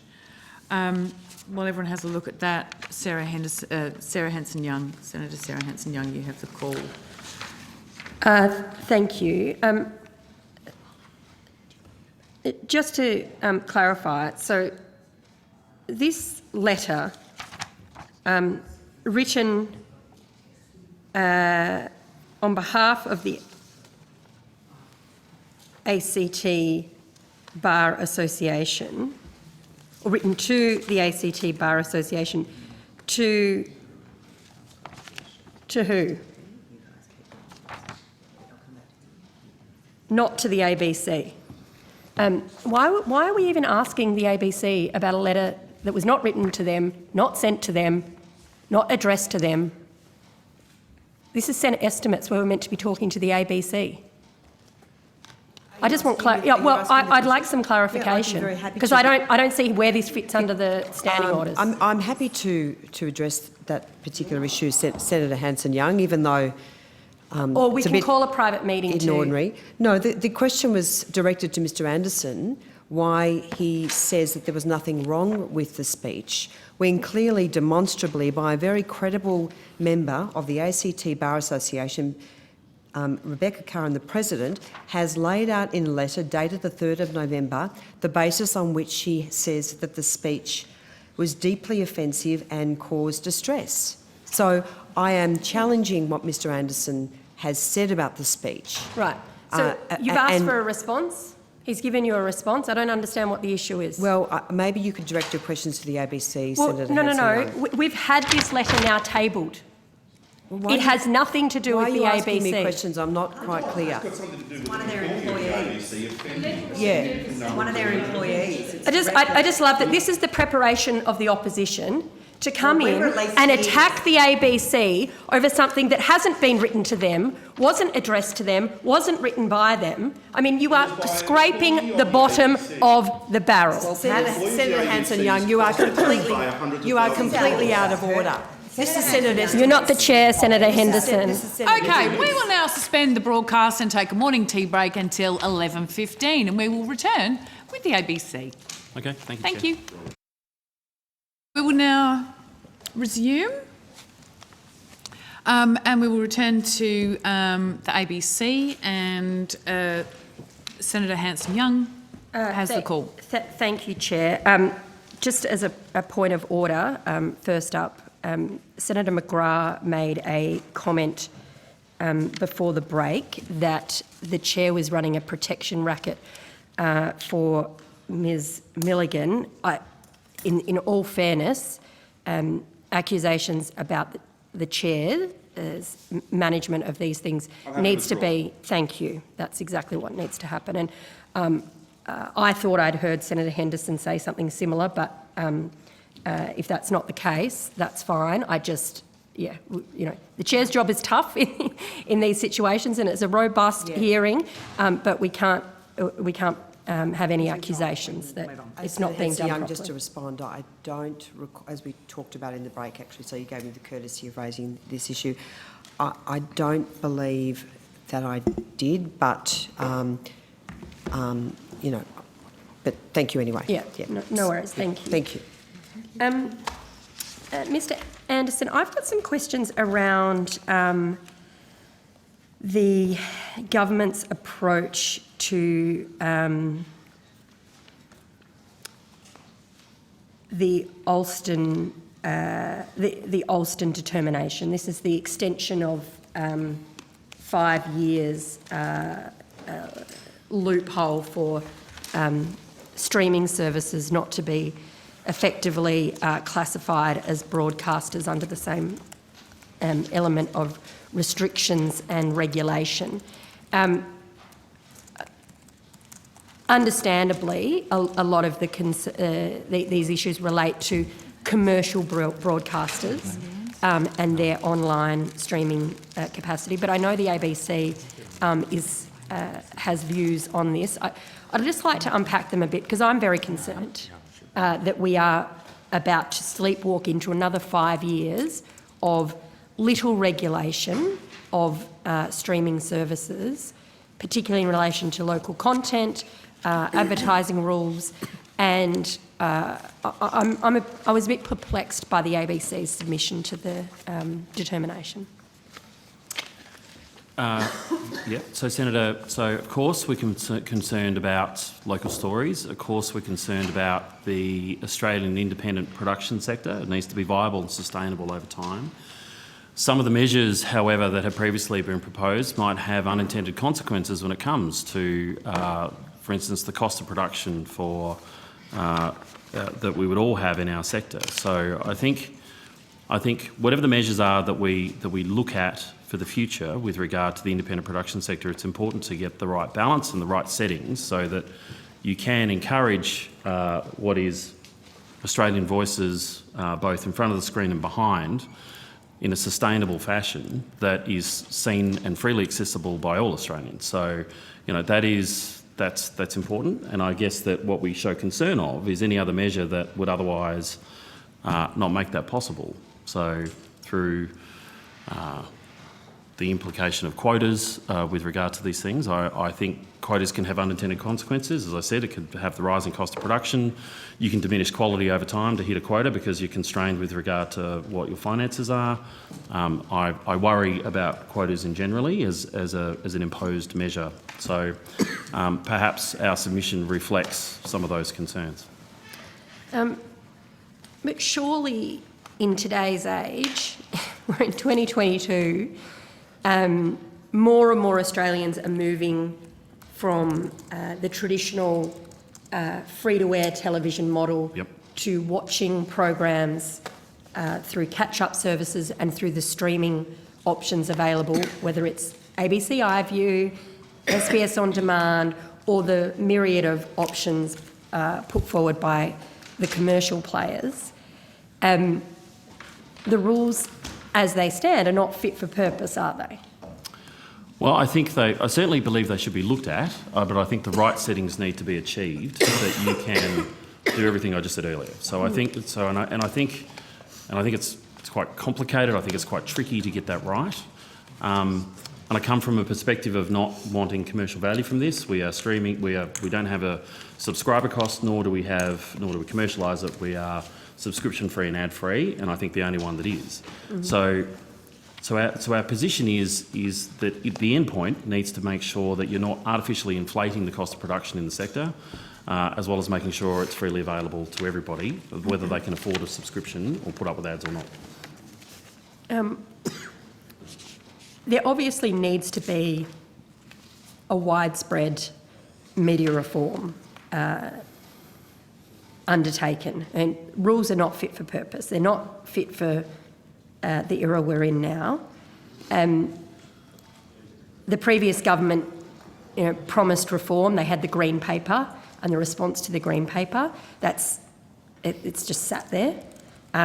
It feels as though this government is sadly at this point seeming as unmotivated as the previous government to drive this reform agenda. I guess that's from my perspective. I'm wanting to know what engagement the ABC has had with the Minister and the Department in relation to what a media reform package and agenda looks like. Have they had any consultation with you at all? Yeah, so we have attended a number of workshops that were held.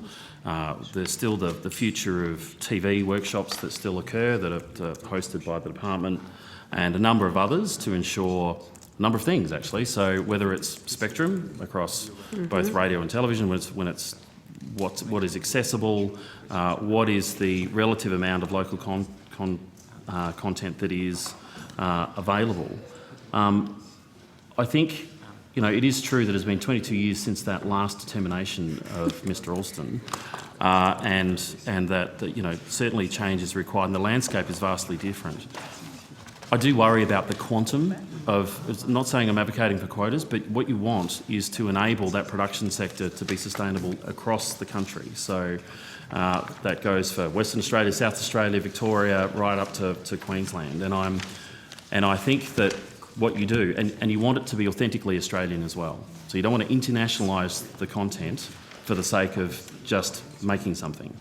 So, and I think that matters for who we are as a nation, reflecting our culture and all of its forms is incredibly important, rather than have it driven by an international editorial manager. So whatever those settings are, they need to reflect all of those things. And I think that's what we tried to reflect in our submission. So has the Minister given you any undertaking of changes that will be made, in this term of government? Senator, can you repeat Has the question? Minister given you any undertaking that there'll be any reforms in this term of government, or is it all being kicked off into the long grass? The reason I'm asking this is because there's the 5-year extension that's been lodged as a regulation for full disclosure on this. I've lodged a disallowance against it because I'm frustrated that we are seeing the chain dragged again. These rules have not changed for 22 years. It is unthinkable that we are not operating with regulations that are fit for the modern world. Yeah, so Senator, I think our submission reflecting the extension of what it is actually for reform and for the right reform, as opposed to what otherwise might be a quick reaction that might have those unintended consequences. So that's why I think it's a very complex setting about who has access to what funding, what is public funding in this. It's not just money from the ABC and SBS, but it's money from Screen Australia, it's money from the tax office, which I believe to be about 400 million per annum via the offset. And who gets access to that? I think all of it is incredibly important. And it's not just a case of just one lever to pull that gets us there. And yes, the work has not been done to a sufficient degree to this point, by which I think you can do it immediately. Yeah. Minister, this is a question to you. What is your government's agenda in dealing with the much needed, desperately outdated media reform in this country? Kicking things off to the long grass for at least another 5 years is not good enough. Can I just go to the determination? And yesterday we did talk a little bit about this, Senator. And of course, we have maintained the regulatory arrangements that have been in place for broadcasting and streaming services under the Alston determination for the past 22 years, and it provides industry and regulatory stability and certainty while affording the government sufficient time to consider and implement broader regulatory reforms. Now, the Minister for Communication has said that and she's on record, that the government will work with industry to modernise media regulations and update analogue era broadcasting legislation for the digital age. And will that happen in this term of government? Will we see any draft legislation, draft reforms, anything to consider this side of the next election? As I'm happy to take some for any further information from the Minister for you, but as I was going to say, was that the Albanese government is also committed not only to work with industry to modernise media regulations, but also committed to review the anti-siphoning scheme to give Australians the chance to watch for free events of national and cultural significance, and legislating a prominence framework to ensure local TV services can easily be found on connected TV platforms. Thank you, Senator Brown. I'm concerned that we haven't got any specific or even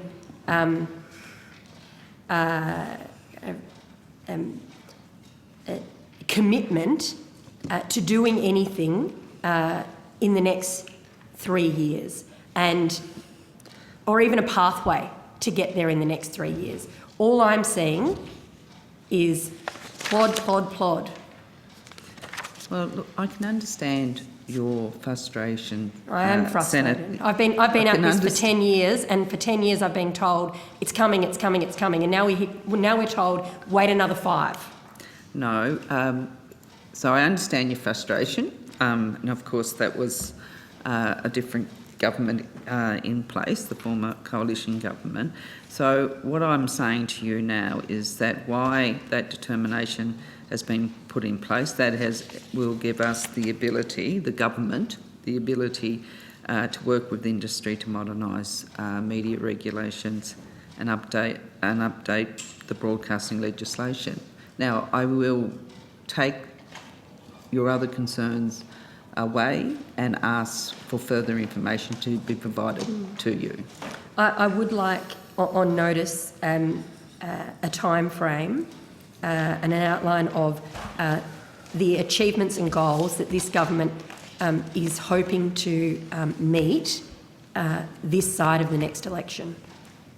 Because if we don't get something, any ball rolling, and if the minister just continues to say, oh, we'll consult with industry, well, we know where that goes.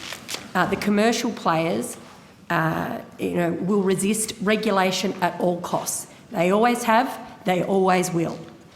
And it's the Australian people, and dare I say it, the public broadcasters, who are left having to pick up the pieces. Thank you, Chair. Senator Henderson. Thank you very much, Chair.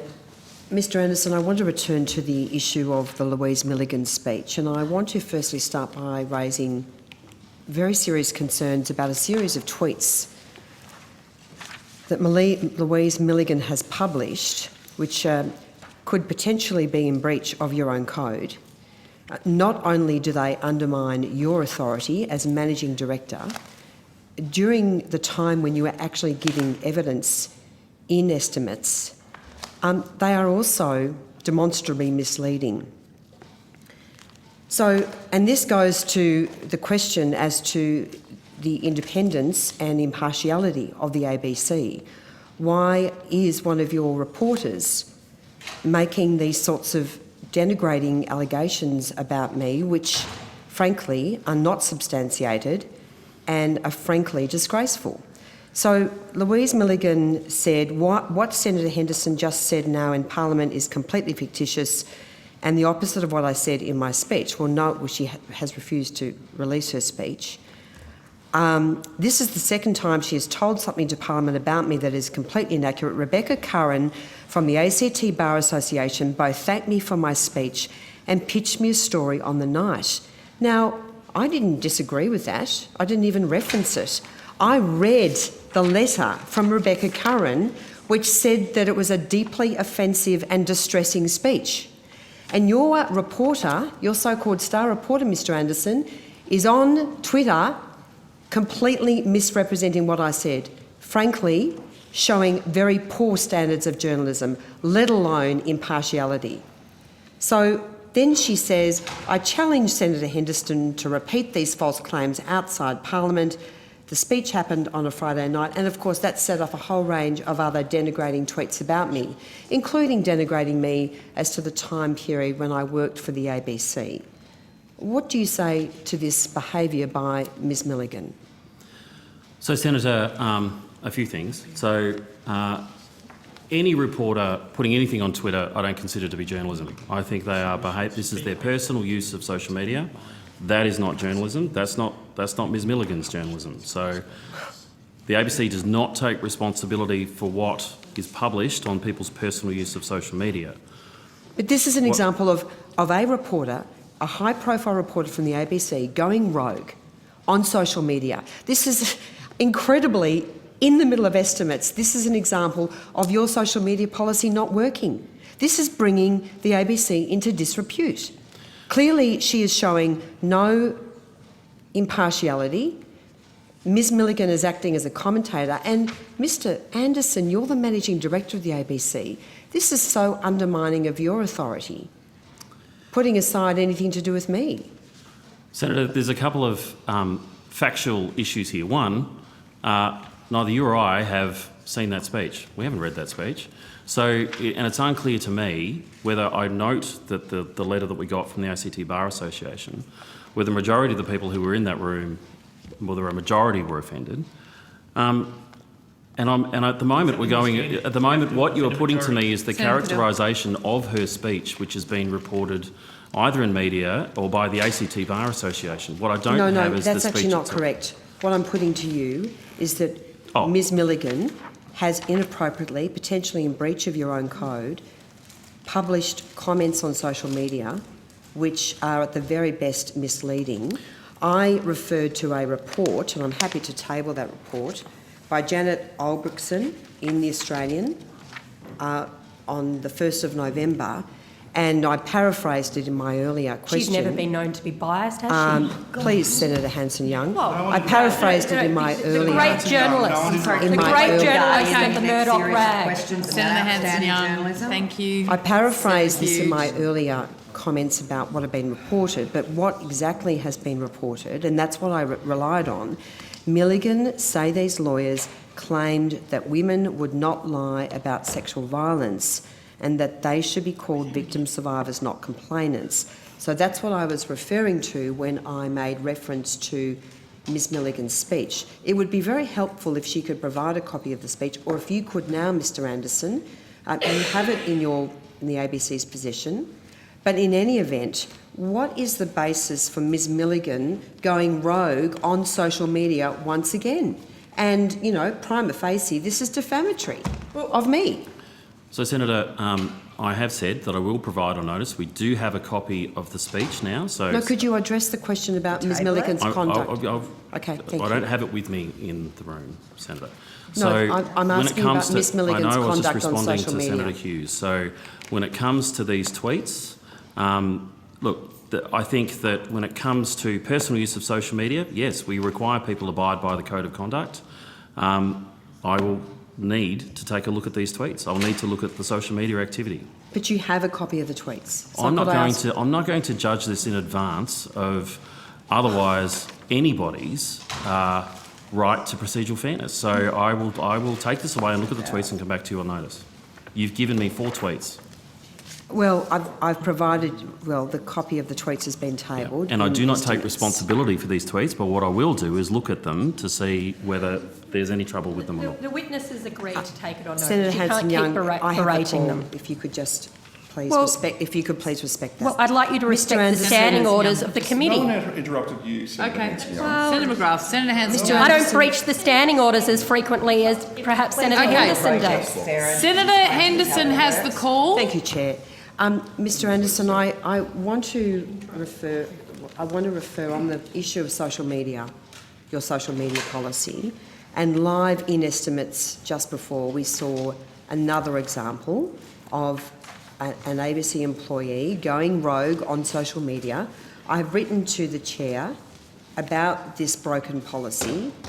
I have to respectfully say to you, Mr Anderson, that time and time again, you are failing as an organisation, with you as the Managing Director in charge, to rein in the conduct of journalists on their social media accounts. Time and time again. And we've seen a recent example of that concerning Mr Russell Jackson. This is a broken code, and yet it's also discriminatory, because in the case of Ms Milligan, a favoured journalist at the ABC, I would put to you, you provided her legal costs in relation to a defamatory tweet, and yet you're saying to other journalists you're on your own. So I have asked for the chair of the ABC to consider urgently overhauling this policy so that when your journalists are publishing material online concerning news and information, they do so in a way that complies with ABC editorial policies. Because surely what's gone up here is not impartial and does not comply with the ABC's editorial policies. Senator, firstly, I disagree with you that we're failing at this. More specifically, that I'm failing. I do not accept that. I understand that's your assertion, but respectfully also disagree with you. I do think that what we have is the right setting with regard to social media and people's personal use of social media. The example that you provide with payment, that was we've done that a lot in this very room with regard to how we came to receive the legal advice that we were vicarious liable at the time. We sorted that through, and then we made changes to make sure that we would not be again in the future. And part of that delineation of not being legally responsible and what we put into place is to make sure that everybody understands, and that we are not, when tested, not legally liable for anyone's personal use of social media. To then ask that we look at what people want to tweet before they tweet it, and to take responsibility for it would be the opposite of everything we've just done. So the answer to that is that, well, you've put that to the chair. The acting chair, Peter Tonner, has provided your letter to the entire board, which is what you asked to happen last week. That has happened, or over the weekend, whenever that was. It's happened yesterday, I believe. So that has happened, has gone to every member of the board. That is why we have the setting that we have at the moment. And why we would not be taking editorial responsibility for what people tweet. Now, in the instance well, of Mr Anderson, Jackson, if I can just interject there, okay. The fact is you have taken editorial and legal responsibility for some employees, including Miss Milligan. You have paid her legal costs. Have you paid the legal costs of any other employee in relation to any of their social media posts on their personal accounts? Paid for legal costs. No, Senator. So we found ourselves in the position where we received advice at the time that we were vicariously liable for that activity. So that in itself, and I would appreciate if you could provide us with a copy of that advice, that in itself makes a mockery of your policy. You've just said you don't have editorial and legal responsibility. You're stepping in, you're paying the legal costs of one of your journalists.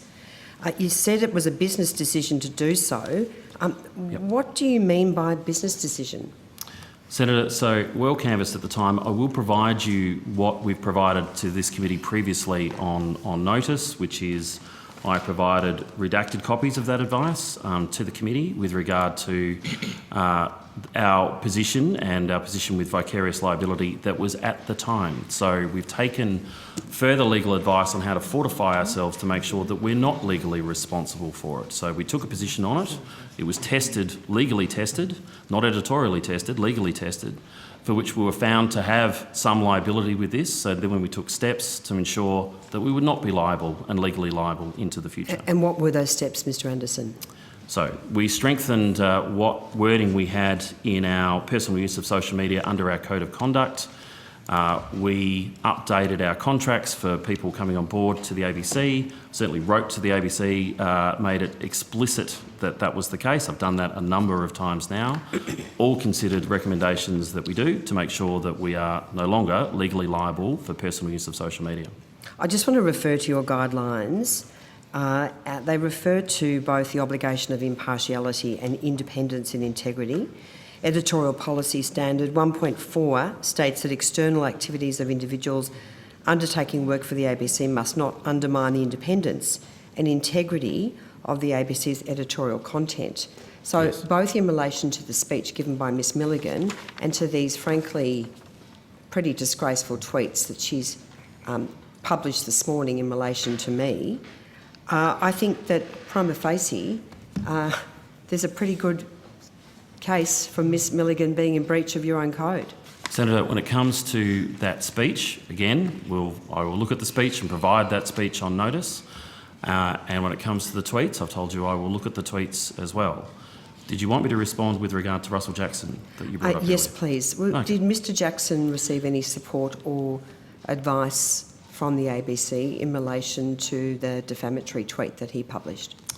Actually, Senator, I don't know whether he was contacted about the tweet that he'd made or whether he made that decision himself, but certainly, and again, Russell Jackson is an outstanding journalist, but I think that was an error of judgment for which he deleted that tweet.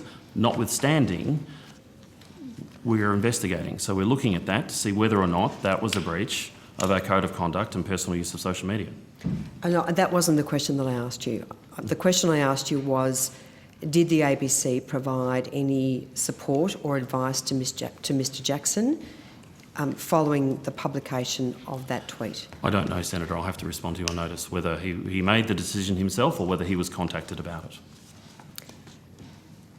I'll leave it for the moment at that point. I will have more questions. Thank you very much, Chair. I think I do Senator have some McGrath's got Thank a you. couple of points. Senator Hughes is next, but I will just flag an intention to move on from the ABC at 12. We may need to call a private meeting to organise that, but I'll just give you my intentions and go to the Office of the E-Safety Commissioner and then go to the Australia Council and spill over the department, and we have already reserved our right to bring back the ABC. So that is my intention at this point in time. Well, I have about probably 10 minutes worth of questions at the most, so... I'm going to try and get through these as quick as I can. Okay. I've got a few questions left, so maybe 5 each. Well, this is my first block, so I might be a bit more. Yes, than but you five. guys have taken a lot of time. You've had a lot of time this morning. Okay. I know you're all upset. You're still you'd looking actually your like to wounds from the remain election, silent but on you're, fire.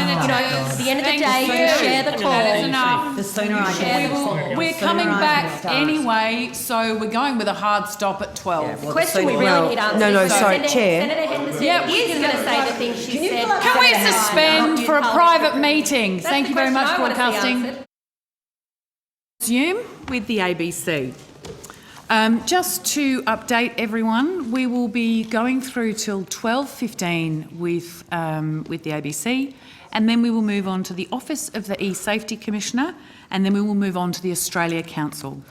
The department will be subject to a spillover, and the ABC, as previously noted, is subject to a spillover also.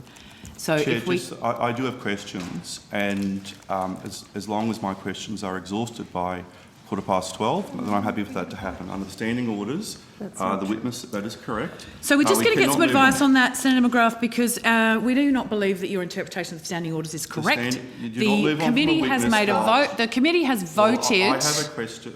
and Go to there is a spillover. So therefore, we will get the standing order to you so that you can fully understand it. Thank you. We will now go to Senator Hughes. It is interesting, Chair, of what's going on here about how Louise Milligan is being protected by... Senator McGrath, you do not have the call. Can we please go to Senator Hughes to enable her to answer her question, to ask her questions? Thank you. Thank you, Chair. Mr Anderson, in early September, the Australian Jewish News reported that the ABC was reviewing the social media activity of Fawad Abu Ghosh, who's worked since 2014 as a producer in the ABC's Jerusalem Bureau. Now, have you seen these tweets? Because I have packs for everyone who hasn't seen them. There's over 40 of them. And there's multiple packs if you need one, Senator Hanson-Young. So you're tabling those, I will Senator table Hughes? these. Thank you. There's printouts to these, dozens of posts by Mr Abu Ghosh's personal Twitter account that identifies him, though, as an ABC producer, and it actually demonstrates him showing extreme racist and anti-Semitic views about Israelis. For example, in April 2022, Mr Abu Ghosh tweeted a screenshot of Israeli police detaining an unidentified civilian and added a comment, and I quote, "This is how the Nazis treated the Jews. Maybe it's time for ... 4 exclamation points. Point of order. His posts also Point of show order, Chair. he's using social media to... Point of order.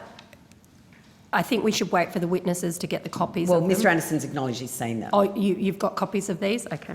So his posts also show he uses social media to promote crazy anti-Israel conspiracy theories. For example, in October 2021, Mr Abagosh commented on the Twitter account of the Deputy Prime Minister of the UAE, warning his country against making peace with Israel because, again I quote, there is a great Zionist project to dominate and control all Arabs in the region, exclamation point, exclamation point.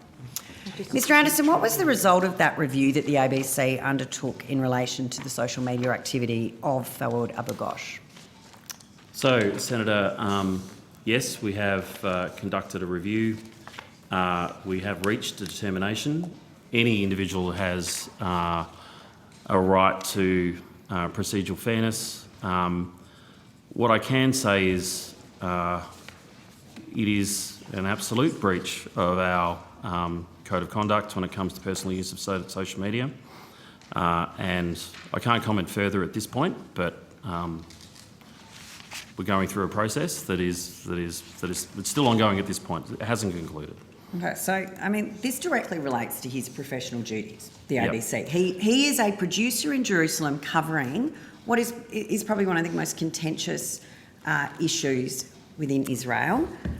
We have a broadly reported, I'm not so much sure on the ABC, but certainly elsewhere it's broadly reported of a rising of anti-Semitism across the world, but also in Australia. We saw some abhorrent things during the last election. And in fact, from people who were elected endorsing the views of strong anti-Semites. And since this does directly have influence on what his production role is, has he been suspended whilst this review is ongoing? And if not, why not? Certainly, Senator, while the review was ongoing, we've counselled the gentleman in question with regard to his use of social media.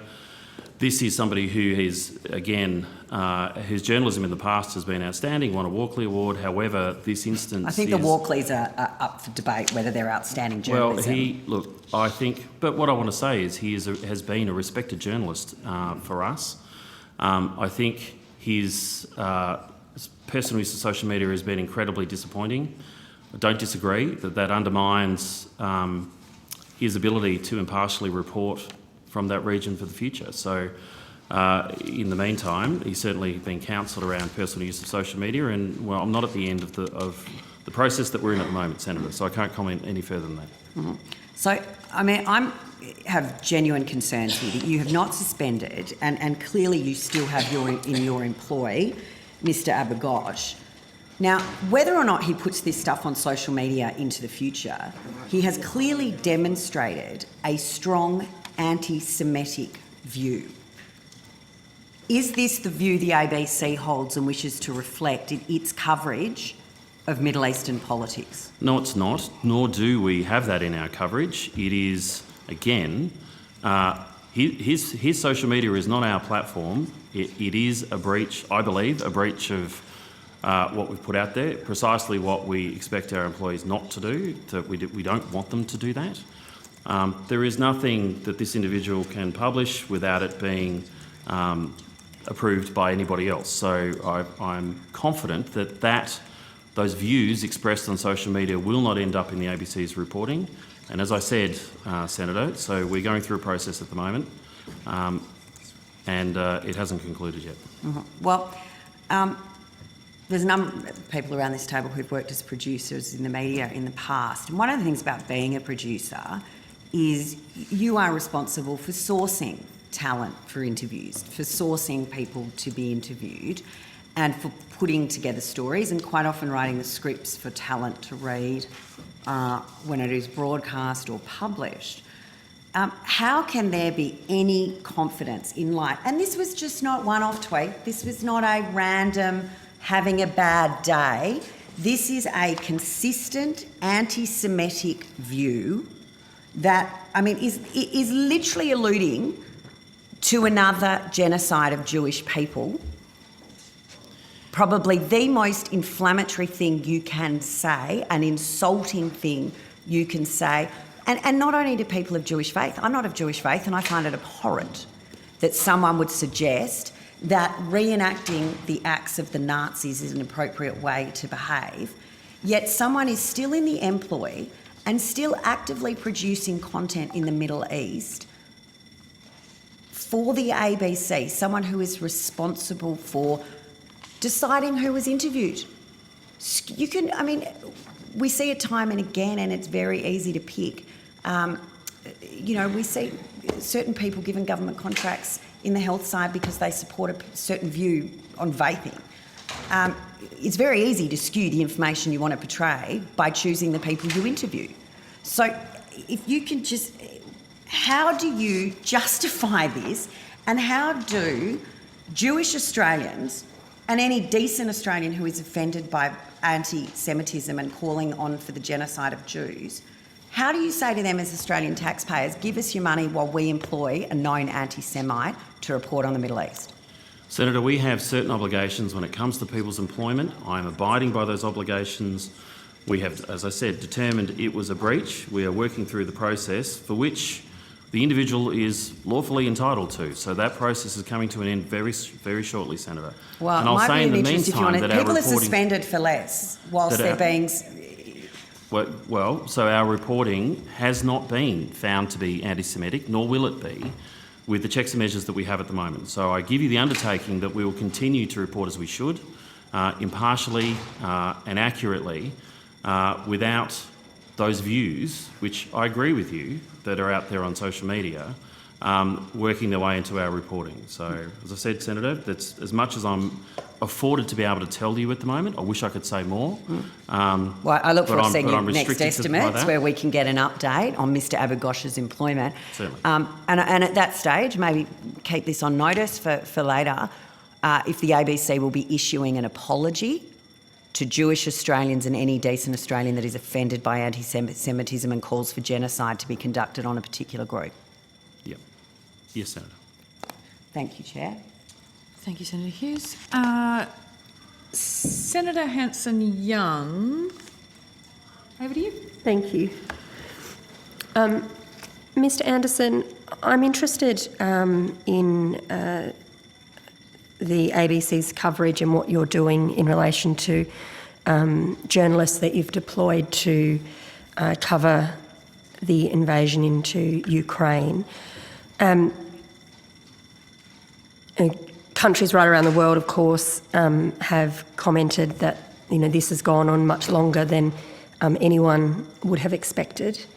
I'm interested as to what the ABC is doing in relation to your staff and those that are deployed there to cover the story, importantly, so that we all know what is indeed going on. Obviously, this is stretching on, and I'm interested to know how you're managing it and what things you're putting in place to make sure that those that are deployed are actually given appropriate support. Yes, Senator, so we take that very seriously with regard to risk assessments and mitigating as much risk as possible when we're deploying our staff overseas, particularly in areas of conflict. And we take a lot of advice from other, both from the government as well as other local fixes, as they were, with regard to employment from other security organisations when they travel. We have rotated people through, so there are people that are in our London bureau who have been deployed in and have done various stints that have been in the Ukraine. And they've done that both for general reporting as well as specifically for certain things. More recently, Steve Kinane went in there for Foreign Correspondent, which aired, I think, last week.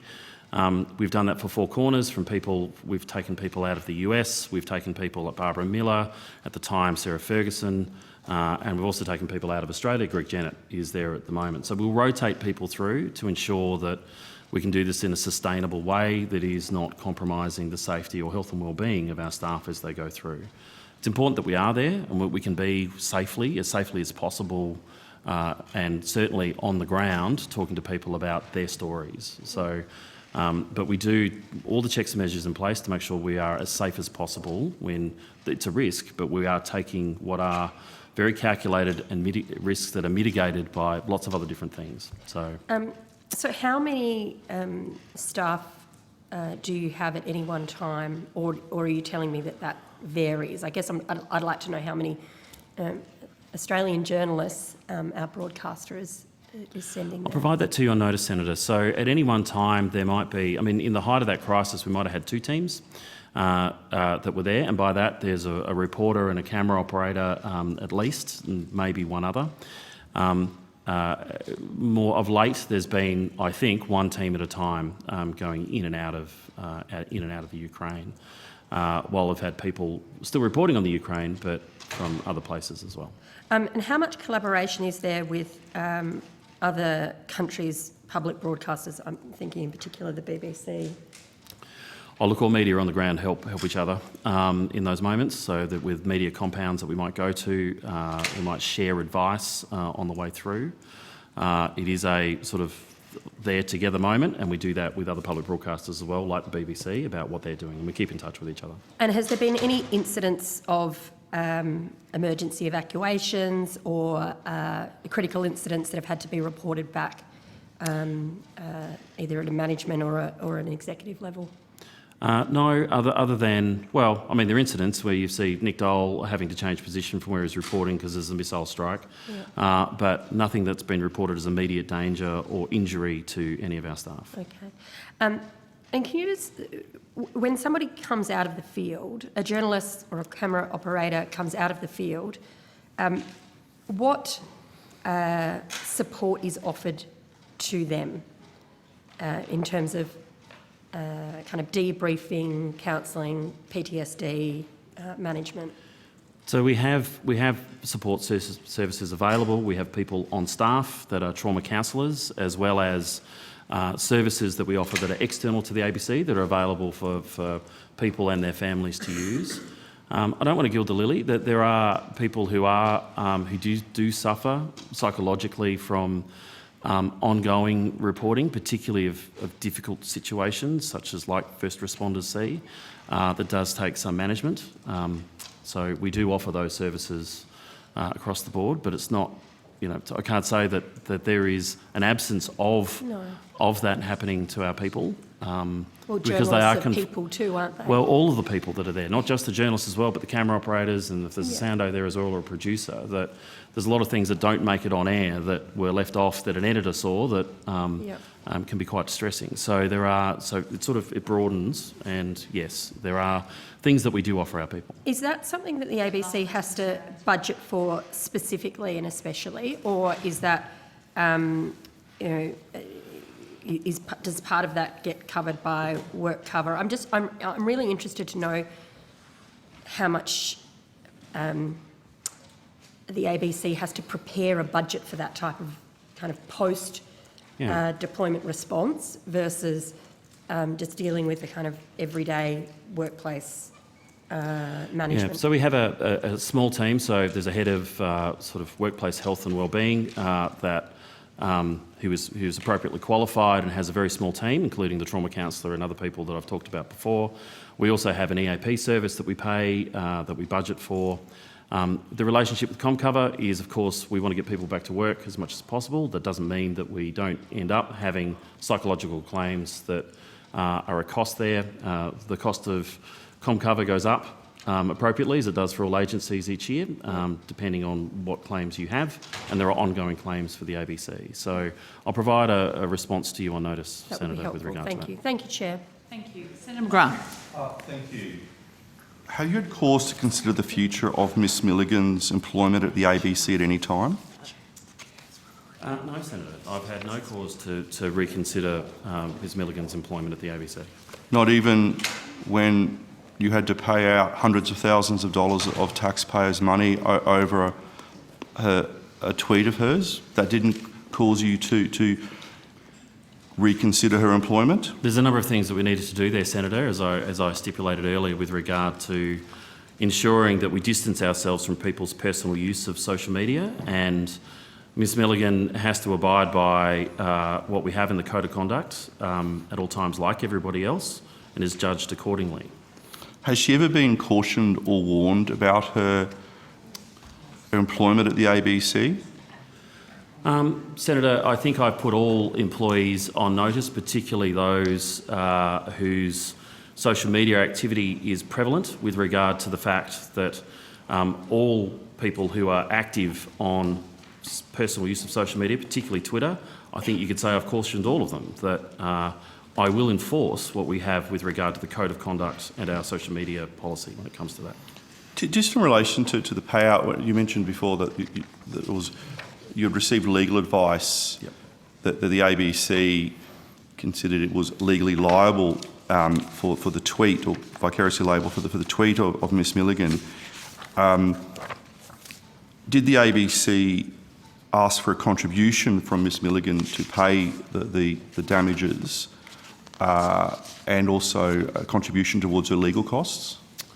No, Senator. These were deemed to be the ABC's costs at the time because the ABC had vicarious liability in the matter. So the ABC paid for those costs and did not seek anything from Ms Milligan. Okay.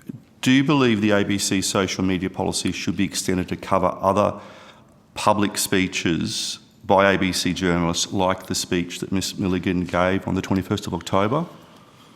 I think that the Code of Conduct already covers, as read out earlier by Senator Henderson, that a Code of Conduct covers people about their behaviour, their personal behaviour, and whether it brings the ABC into disrepute or not. So, in my view, is it already covers that.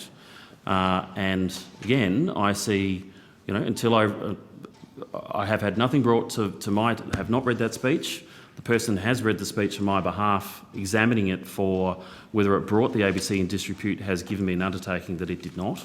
I will still read that. I've given an undertaking. I'll still read that speech myself, and for the copy I have, I will provide it to the Senate committee. But more broadly, our Code of Conduct already covers that. So, in terms of the speech by Ms Milligan, that you'll make a decision as the Managing Director as to whether you think the speech was in breach of the Code of Conduct. You'll make a decision, yes or no. If Ms Milligan was in breach of the Code of Conduct due to the words in the speech and the offence taken by members of the audience, what are the ramifications for Ms Milligan? Is it a docking of pay? Is it a formal warning? What are the ramifications if someone is in breach of the Code of Conduct through giving a speech that causes such offence? Senator, I will speak broadly about what that would be, rather than specifically to the case, because none of us are sitting here looking at the speech that was provided. So anyone that was found in breach of our Code of Conduct, whether it's more generally or with specific use of personal social media, the procedure is that there is an investigation that takes place that looks at it. The ABC arrives at a determination. That determination is then put to the employee that the ABC believes, and it's anywhere from the treatment could be from anywhere from counselling through to serious misconduct, and under serious misconduct, of course, it can end up in termination, like some of the issues we've talked about earlier, but not Ms Milligan, or anywhere in between. And the person then has a right of reply with regard to writing back to explain themselves about to either they're remorseful or that they believe that is incorrect. Again, they have a right to natural justice when it comes to these matters, and then we make a determination and a decision about what we're going to do next. So if there was a complaint to the ABC Ombudsman, would the Ombudsman have to investigate and report on that complaint? If a complaint is made to the ABC Ombudsman, there's a process to go through. So is it an editorial complaint? So is it believed to be a breach of our editorial policies and standards as they stand? In which case the Ombudsman would take the decision to investigate.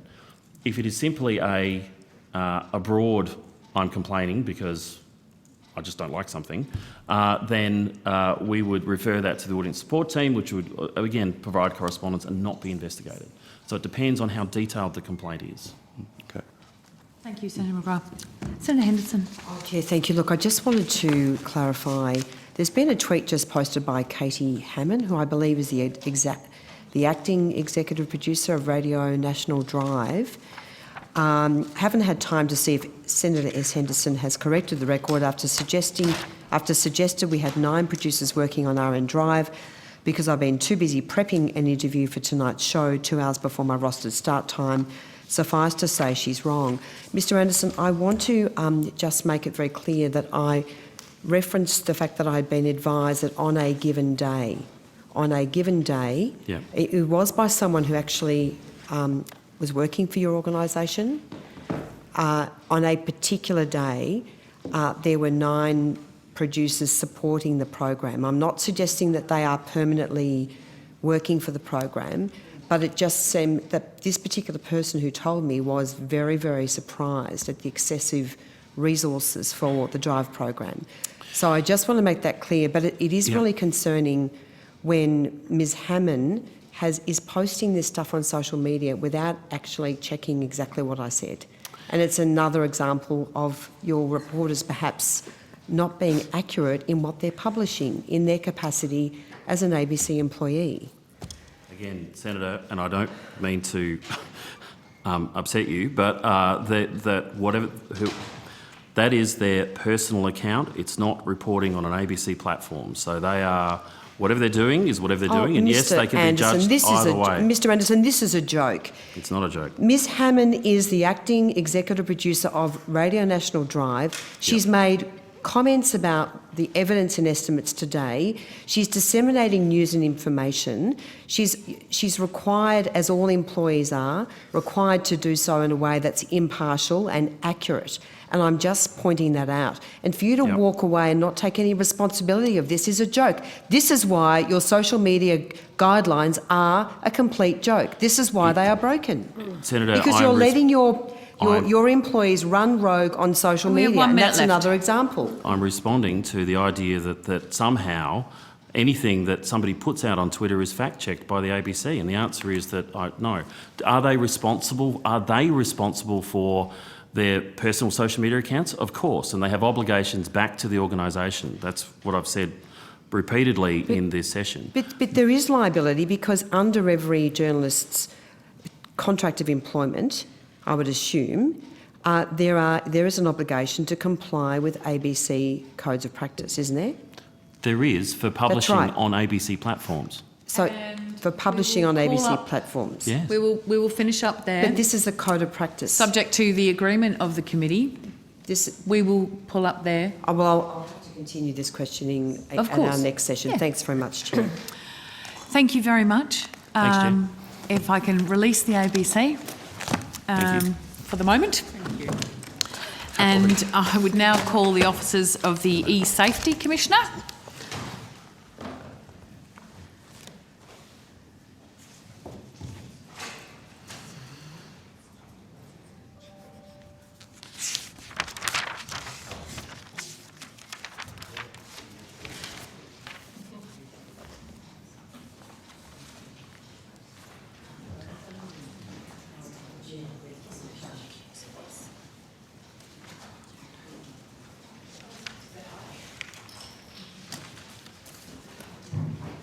Thank you. If I can welcome Ms Julie Iman-Grant, the Commissioner. Would you like to make an opening statement?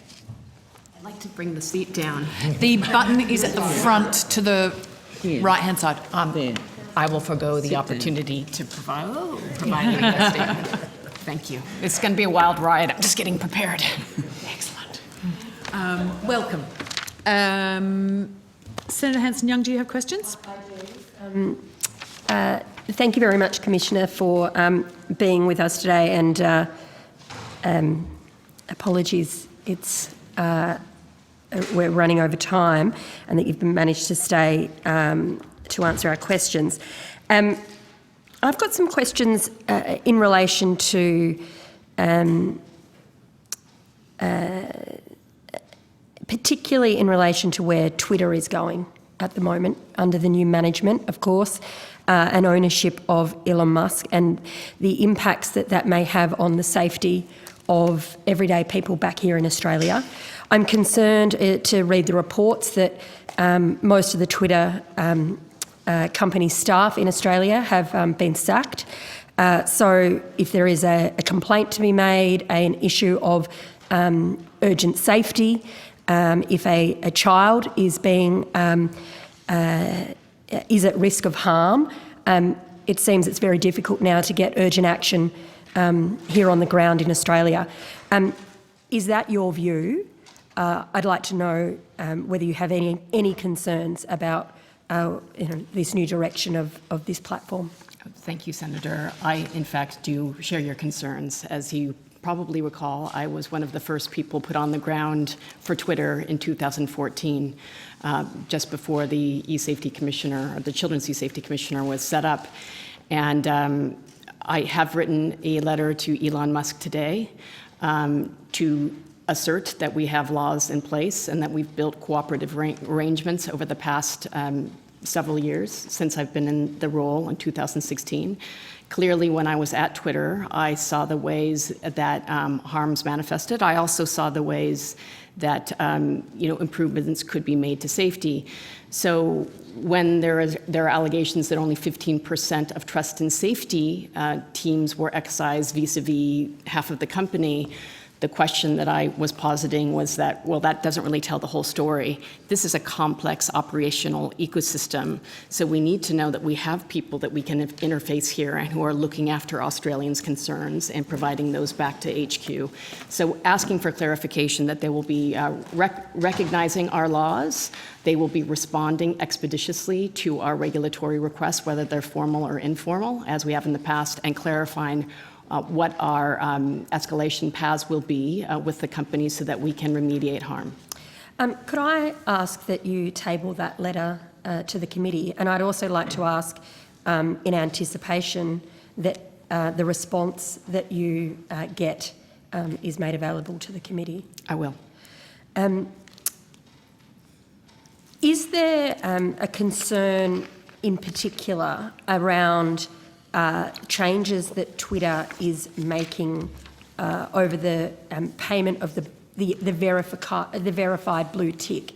It's been put to me that if anyone can pay for it, then the further distribution of fake news, disinformation, impersonating of individuals is going to be harder to distinguish. Right. Well, if the first week of the Chief Twit's tenure is any indication, I think they have a bumpy ride ahead of them. It's said that content moderation is not rocket science, but in some ways it's much more complex and nuanced than that.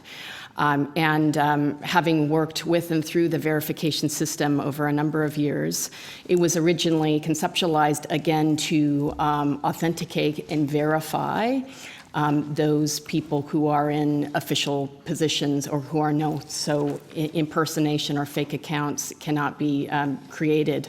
And so that they can be protected to a certain degree, because we all know the more you're in the public eye, the more you're likely to be targeted by a broad range of online abuse. And if you possess intersectional factors, you're diverse ethnically, you're a Torres Strait Islander, you identify as LGBTQI+, or you have a disability, you're even more likely to be targeted. So the way that this exists is to protect people who are in the public eye. If you make it a pay-for-play type of proposition, it turns that whole justification for having such a system on its head. It's simply paying for a subscription service, and not only will not provide those protections, but I think can open the platform up to much more malfeasance, impersonation and fake accounts, and possibly with state-sponsored information operations as well. This is particularly concerning, in the wake of the U.S. elections, and so they've now said that they will postpone that subscription.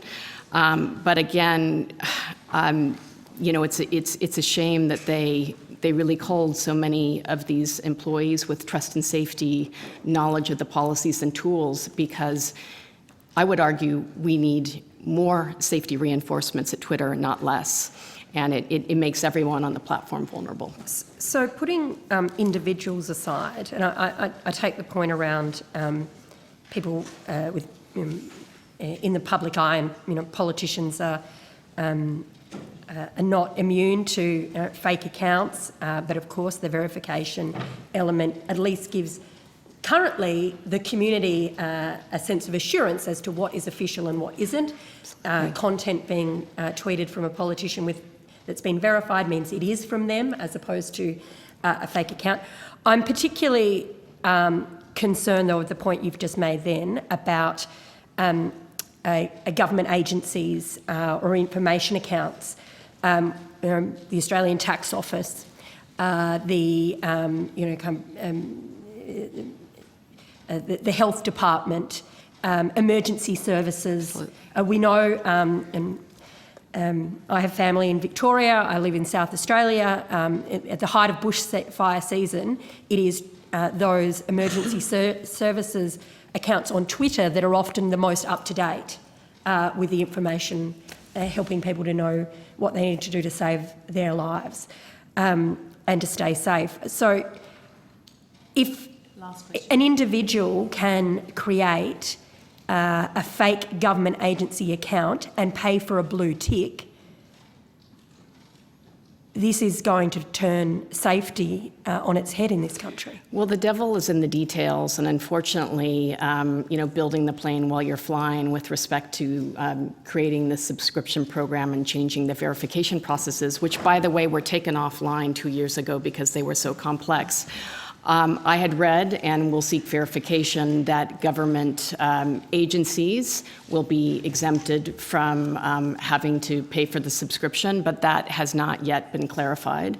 But absolutely, it'll be a total dog's breakfast if anyone can impersonate any individual, any agency, particularly when we expect it to be an official agency or voice of government. And will there be an ability to appeal? If you can simply say, oh, I'm the Australian Tax Office and I've paid for the subscription to get the blue tick, is the actual Australian Tax Office able to appeal that and say, no, we are the actual Australian Tax Office? Well, and this is what the problem is with the challenge of culling half of Twitter's workforce is they had challenges keeping up with the volume before. What are they going to do? What are they going to do now? Either people are going to have to do 2 or 3 people's jobs, or things are going to inevitably fall between the cracks, and that I think is a grave concern. I do have other questions, but I'm happy to share the call, Chair. Thank you. Senator Henderson. Commissioner, good afternoon. Could you provide us with an update of your work, including the important work that you're doing with the industry codes? Thank you. Well, as you know, we've been very focused on implementing the Online Safety Act, which came into force January 23rd. That includes both the individual complaint schemes, the online content scheme, the cyberbullying scheme, the image-based abuse scheme, and now the new serious cyber abuse adult scheme. We've seen increases in reports across all of those individual complaint schemes, and have met those numbers following our internal timeframes, and are continue to be engaged in delivering compassionate citizen service. On the codes and the basic online safety expectations, which are our new systemic reforms, I will turn to Morag Bond, who can give you an update on where we are with those. Thank you very much. So I'll speak first of all about the industry codes. So there are 8 industry codes that cover different sections of the online industry. eSafety issued a position paper in September last year, setting out the risk and outcomes-based model that eSafety preferred. We continued to liaise with industry. Notices were issued in April this year, setting a September timeframe for the submission of those codes to eSafety. We've continued to liaise with the industry associations that are representing those sections of the online industry. We extended that timeframe in June, and that was in order to give industry the best chance of preparing codes that provided appropriate community safeguards. The industry went out to public consultation in September. Public consultation closed last month. We understand that the industry associations, along with other participants in the sector, will be considering those submissions, and we're looking forward to receiving the draft codes on 18 November. Are you able to provide the committee with a copy of those notices and also the responses? So I gather that some of those responses have not come in, is that correct? Some are overdue? Sorry, the industry's... just to clarify...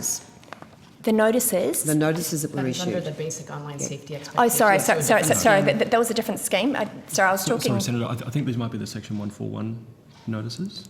I was referring to the industry code scheme, and those notices were basically directing the industry associations to put together codes and submit them to us. So my question is, have you received all of those submissions? We weren't looking for submissions, we were looking for codes. Well, that's what I mean, a submission by way of the code, have they all been received by... No, they're due on 18 November, those 18 draft November. codes. So that was an extension that was provided, was it? That was an extension that was provided, that's correct. Okay. So have any codes come in to you? No codes have come in.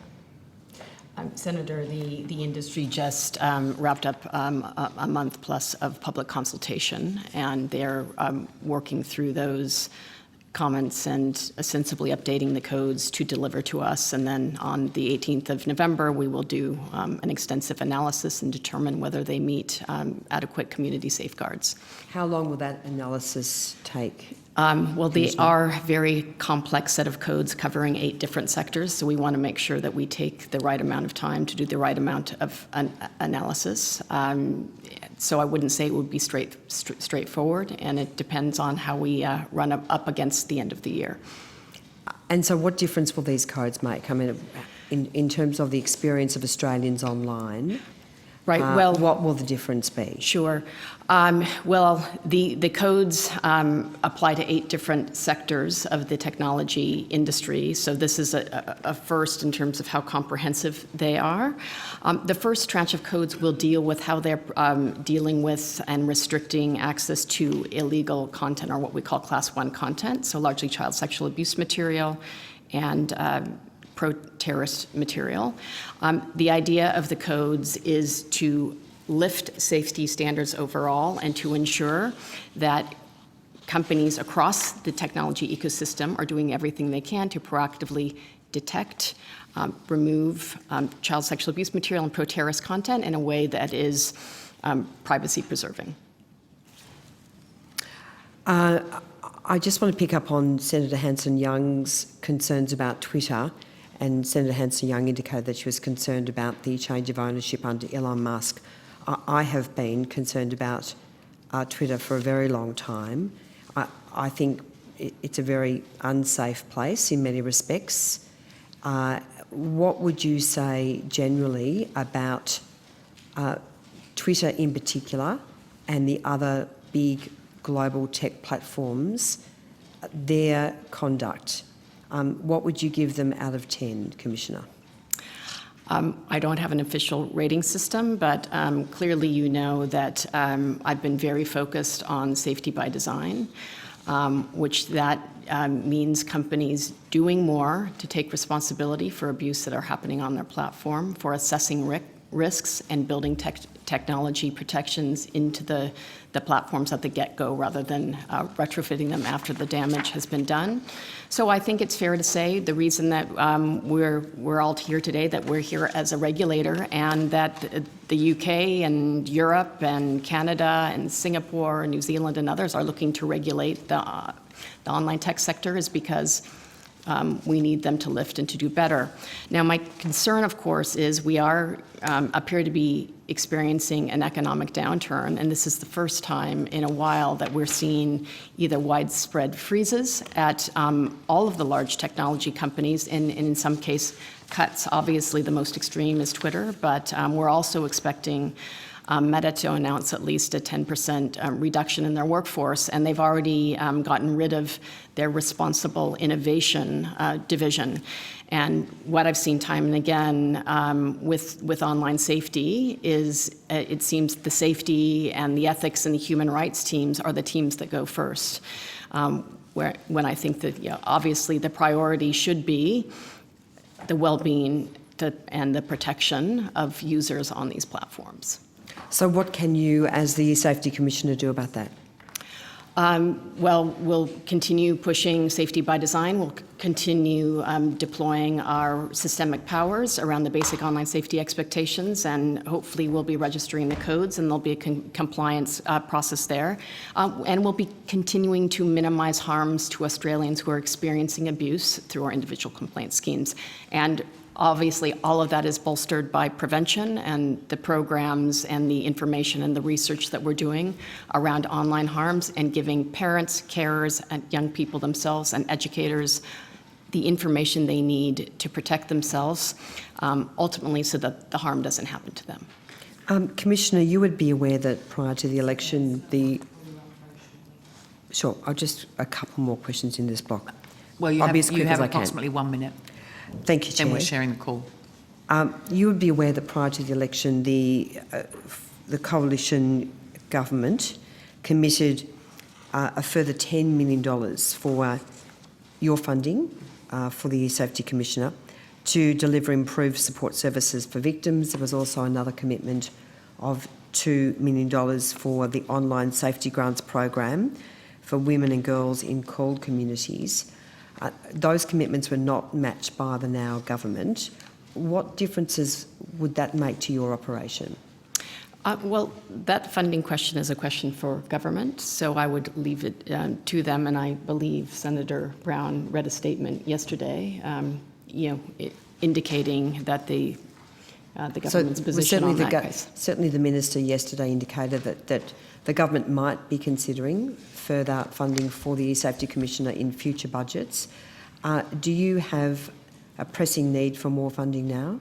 And have you made any submissions to the government in relation to obtaining more funding? Well, we have learned to cut the cloth to fit, and we are operating fine, and we're in continuous discussions with the minister and the government about our future funding profile and needs. And have you made any formal or informal request or submission in relation to obtaining more funding? We have not. We are in the process of talking about what the funding might look like for the next budget. And what are you seeking? If just in theory, if you were to get that $10 million more, what would you be able to do that you can't currently do? I would say that we're a pretty scrappy, we're a small organization. We use the resources we have to do as much as we can to get information out to as many Australians as we can and to provide compassionate citizen service through our individual complaint schemes. We're working within the funding profile that we have now. We'll be as demand for our services grow, we continue to be in contact with the department and the minister to make them aware of those needs. Do you want to add anything? Sorry, Chair. If you could be brief, because we would need to go to Senator Pocock. Thank you, Commissioner. I'm Senator Toby Dagg, Acting Chief Operating Officer. We have a number of terminating measures which are being taken into consideration, and as the Commissioner said, we're talking with government now about what that funding envelope might look like going forward. It's too early to say exactly what the components would be. Yes, Mr. Dagg. Thank you for the time and for the work that you do. I'm interested to learn more about your monitoring of whether regulations and interventions are effective. How do you monitor whether things are effective? Say, for instance, mental health of young girls using social media. Well, there are a couple of ways that we go about it. We have an internal research team, which also does data analysis and program evaluation. And of course, we have a number of measures within the investigations branch to measure impact there. But just to give you a more tangible example, when I came into this role in 2017, only 50% of young Australians would engage in help-seeking behaviour when abuse happened to them online. So we really focused on reaching both young people directly and through co-design and parents. We just did a Mind the Gap study in February of this year, and we found that now 90% of young people will take some action when online abuse happens to them, whether that's blocking a person, reporting to a website, or speaking to a trusted adult. And what's interesting is that we're finding a bit of a digital disconnect. 70% of young people told us that they spoke to their parents about cyberbullying, for instance. Only 50% of their parents remembered having the conversation. So I would say that this is going to be a constant journey and more of a marathon than a sprint to make sure that we're reaching everyone. It's a team sport, I would say, around online safety. So making sure that educators, law enforcement, parents, carers, and children themselves are continued to engage in help seeking and know what the risks are and what steps to take to mitigate those online risks. Okay, thank you. Are social media companies giving you access to data to be able to look at instances of bullying? Like what sort of access do you get from, say, a Facebook or Instagram? They do not necessarily provide us access to their data. We develop our own data. Would you like to talk a little bit about that? Would that be helpful if they were obligated to provide data? Well, we do have new powers under the basic online safety expectations, which will give us the ability to issue legal notices, to ask questions about transparency when we don't believe that they have been adequately transparent. One of the areas we will focus on right now, we have we issued 7 legal notices to Apple, Meta, WhatsApp, Microsoft, Skype, Snap, and Omegle around what they're doing to address child sexual exploitation and grooming on their platforms, and more importantly, what they're not doing. Another area of focus will be the prevalence of different forms of online abuse. How often they are responding and either suspending accounts or taking action, and what they're doing to prevent recidivism. So we know that a lot of online abuse happens as a result of people creating mass fake and imposter accounts. That applies to online abuse, but also sexual extortion. We continue to see the proliferation of this, and we need to understand what they are actually doing to stem this kind of abuse. Have to move on. We have to get to the Australia Council. Are you able to put the rest of your questions on notice? Can do. Yeah, sure. I had a few more. Yeah, thank you. Appreciate that. Thank you very much. Sorry it was shorter than we may have liked. Sorry, Chair, I do have some more questions. The committee came to an agreement about timing. Are you not intending to comply with that, Senator Henderson?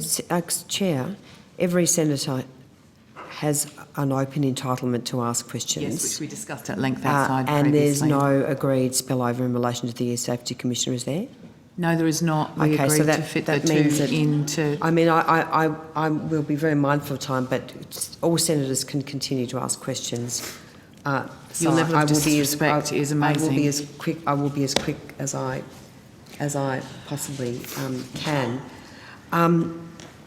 Commissioner, I just wanted to take up some of these concerns that you're dealing with following the pandemic. You've seen an acceleration of really very major concerns online in the statistics that are coming out. Could you please give me some detail about that? We've seen a 65% increase in cyberbullying online, which is consistent with patterns that we see because we know that youth-based cyberbullying tends to be peer-to-peer and an extension of conflict happening within the schoolyard. Now that kids are back in school, we're seeing spikes in cyberbullying. We've also seen the phenomenon that whereas parents, we were all struggling with online work and online education, and perhaps we're more permissive with technology use for younger children. So now we're in the situation where we have younger children coming back into primary schools who have smartphones, who are on platforms like TikTok and Instagram before they should be, and this is creating a number of incidents. So we've developed some specialized incident training for educators to be able to handle this. Sexual extortion, as we noted in our release around the annual report, for the first time has seen the statistics of image-based abuse now affecting more males than females, at least the sexual extortion component of that. And this is a trend and a scourge that not only we're concerned about, the AFP, state and territory police are extremely concerned about. It's backed by organized crime. It's been an issue that we've been raising advisories about since 2018, but it's really surging, and I'm very concerned about young people who are being targeted by fake and imposter accounts.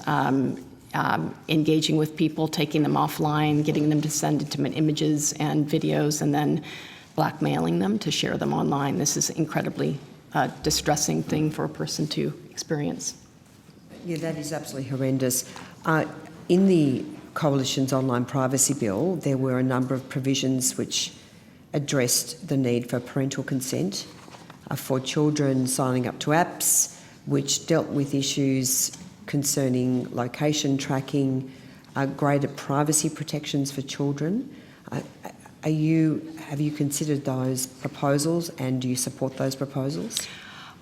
Well, that again is a matter for government, and the Privacy Act review, I believe, will be considered by Parliament, and that falls to the Attorney General's Department, I believe. But in terms of your job as the Commissioner, would that make your job better and make things safer for Australian children?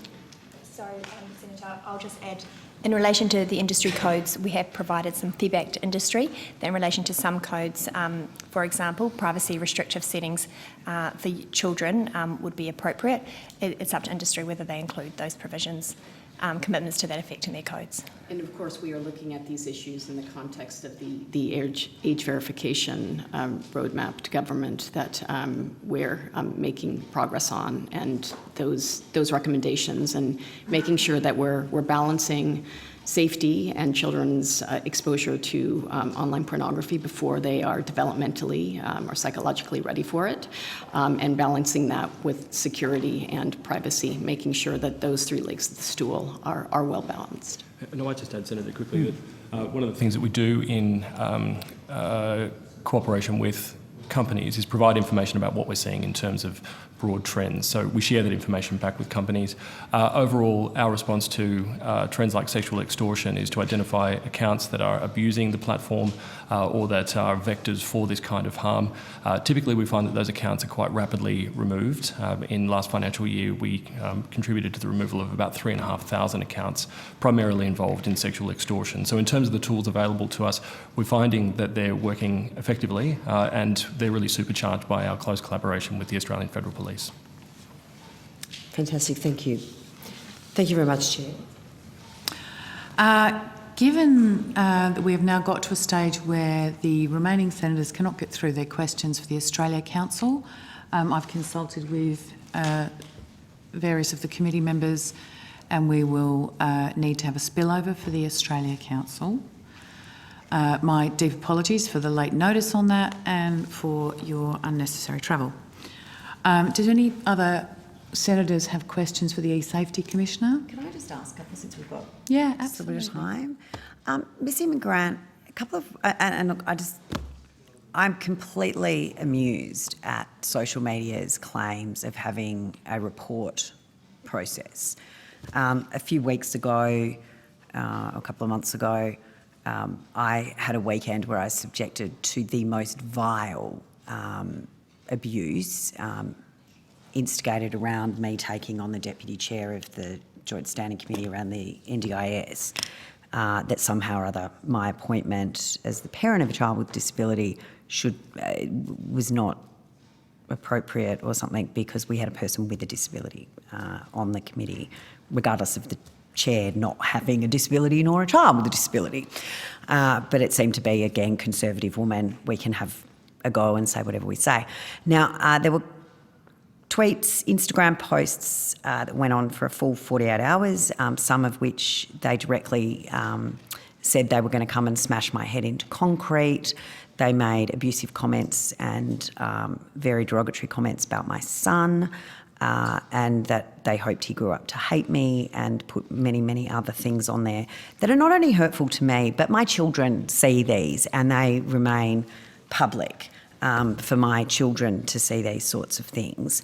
And I went through, as had been advised by you previously, with my office and reported them and blocked them and deleted them and did all of the things that we're advised to do. Unfortunately, we don't make complaints to you because we would do no other job but that, if that's what we were doing. And I had replies from Meta, through Instagram and Facebook in particular, that there was nothing wrong with any of these comments, that they were all perfectly acceptable.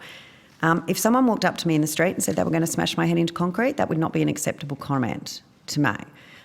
So why do these companies bother? What is the point? What are they saying about this? Because direct threats to people's safety are considered completely fine.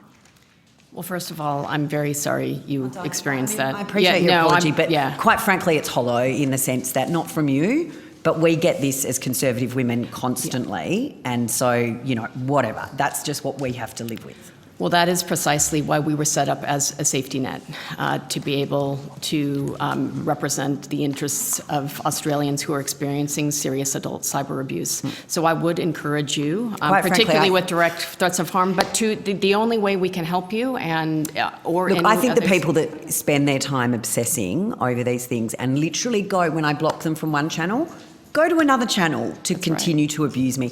I actually think they require serious mental assistance because they obviously have a problem. I like to block them because I think I'm helping their mental health, because clearly my pearls and my lipstick send them over the edge. It's very strange. These people have significant issues in their life. But when you do the things that we're advised to do to the social media companies, and they go, no, that's all kosher. People can say they want to kill you. People can offer to come and assist you to kill yourself, and that's all fine. Well, to my knowledge, that is a violation of most companies' terms of service. And again, I can't make on-the-spot assessments, but this is where I would encourage you to indeed report those direct threats of harm to the e-safety office. Would you? I mean, for the trolls listening, we don't read the bulk of it, and I've stopped asking my staff to read the bulk of it, because we've come to the conclusion we're not too worried about the ones that make death threats to me. We're worried about the ones that don't, because the death threats are so regular, it's actually distressing for my staff who used to have to read them. So we just don't read them anymore. So any trolls listening, don't bother, because we don't read them generally. Just every now and then a couple slip through. But my kids do see them sometimes, and they are upset. I think you should take all of these direct threats of harm seriously, and I hope you are engaging with the police. And again, we send them to the AFP, and there's nothing done. Right? Okay. Please do report direct threats of harm to the eSafety Commissioner if it isn't taken down. I mean, part of the function that we have is to try and address this so that kind of behaviour is not normalised. That's precisely why we've been given these systemic powers, particularly the basic online safety expectations. We do have to hold the company's feet to the fire so that they are taking responsibility for the abuse that is happening on their platform. Do you have I might just add, Senator, that the schemes that we operate are complaint-based schemes, and in order to investigate, there are some prerequisites. So reporting to companies is the first prerequisite. Without making any on-the-spot assessments, the schemes that we operate do cover, as the Commissioner has explained, cyber abuse directed towards an Australian adult that is intended to cause serious harm. So that would be the lens through which we'd initially assess any complaint to us. There is also a second power provided to us under the online content scheme in relation to inciting or instructing or promoting crime or violence. So specific direct threats against an individual could fall within scope of that component of the Act as well. So yes, I would encourage you and your staff to report to us. Just a note on the operation of the Act, in order for another person to report on behalf of the target of cyber abuse, we just need to have some validation that that permission, that consent has been granted by the target. Quite frankly, I need an extra staff member to go through. I understand. We're a bit busy, but yeah. I understand. Thank you. Senator Payman. Thank you, Chair. Commissioner, thank you for your contribution and all the questions that everyone else has asked has been quite helpful. I just have one question to ask about how does Australia's regulatory approach on online safety compare internationally? Well, we are the first online safety commissioner anywhere in the world. Fiji established theirs in 2018. They take a much more preventative approach rather than using specific civil powers to remediate harms or to take complaints. Interestingly, I'll be in Washington, D.C. next week setting up a global online safety regulators network with Ofcom, the media regulator in the UK, which will be taking on online safety harms role once their online safety bill is passed. And the Irish BAI will be setting up an online safety commissioner, and we spent about 2 years working with the government to help them along. Canada is looking at setting up an online safety commissioner, and with the Digital Services Act in Europe, there will be accountable authorities across Europe. I would say, generally speaking, the Irish are going to look at a model similar to ours in terms of using both individual complaint schemes and more systemic powers, whereas the European DSA and Ofcom's powers are going to be focused on much more large-scale systemic powers targeting duty of care. I would just say I think the most rewarding, important things that we do is to be able to help Australians that are suffering harm. It also gives us really good insight into where systems are failing with these social media sites, and it gives us really a rich evidence base around online abuse trends. And of course, we bolster that with prevention on the front end and what I call proactive change by anticipating tech trends so that the technology and the new technology doesn't happen to us, that we're ready for it, and we're encouraging safety by design. So I think we have a unique model. The rest of the world is looking to us, and part of the idea of setting up this network is so that people can learn from us, from our triumphs, from our mistakes. There's certainly been mistakes made along the way. And so we're all moving in a similar trajectory, and we can be as effective as possible. This needs to be the internet's global. We need more global cooperation around regulation. Fantastic. Thank you. That's all for you. Can I just ask, the Online Safety Act came into being at the beginning of this year, January this year, is that right? January 23rd, that's correct. Mm-hmm. And the online safety determination around about the same time? It was registered, I think, on the 23rd of January?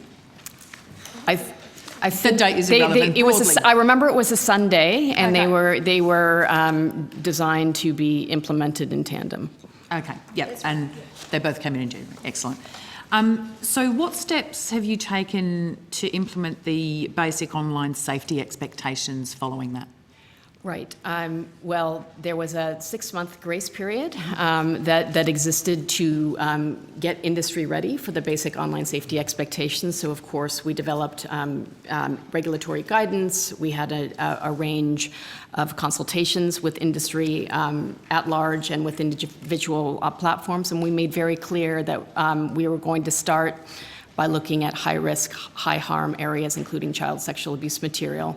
We have powers to issue legal notices in terms of asking for periodic updates, but also non-periodic. So the 7 legal notices that I just mentioned that we issued in late August are non-periodic notices, asking specific questions about what companies are and are not doing around detecting, removing, and preventing the hosting and distribution and online grooming of child sexual exploitation material on their platforms. We've received responses. We are evaluating those right now. As you would imagine, there's some very sensitive information in there, both commercial and confidence, and we don't want to release anything that would provide a blueprint for others to weaponize. But we want to make sure that we're showing procedural fairness. This is the first time we're exercising these powers, and as you saw, we didn't go go hard or go home. We issued these to some of the largest companies in the world. But we want to make sure that we're applying these safely, fairly, and effectively. The idea, again, is to lift the hood so we can understand what is and what is not happening, so we can continue to lift safety standards across the industry. Do you want to add anything? No, that's fine. Thank you. Okay, thank you very much. And with that, that concludes the committee's hearing for today. Senators are reminded that written questions on notice should be provided to the Secretariat by close of business on Tuesday, the 15th of November. And I thank Minister Brown and all the witnesses who've given evidence today, and thank Hansard and Broadcasting, and also the Secretariat. Thank you very much.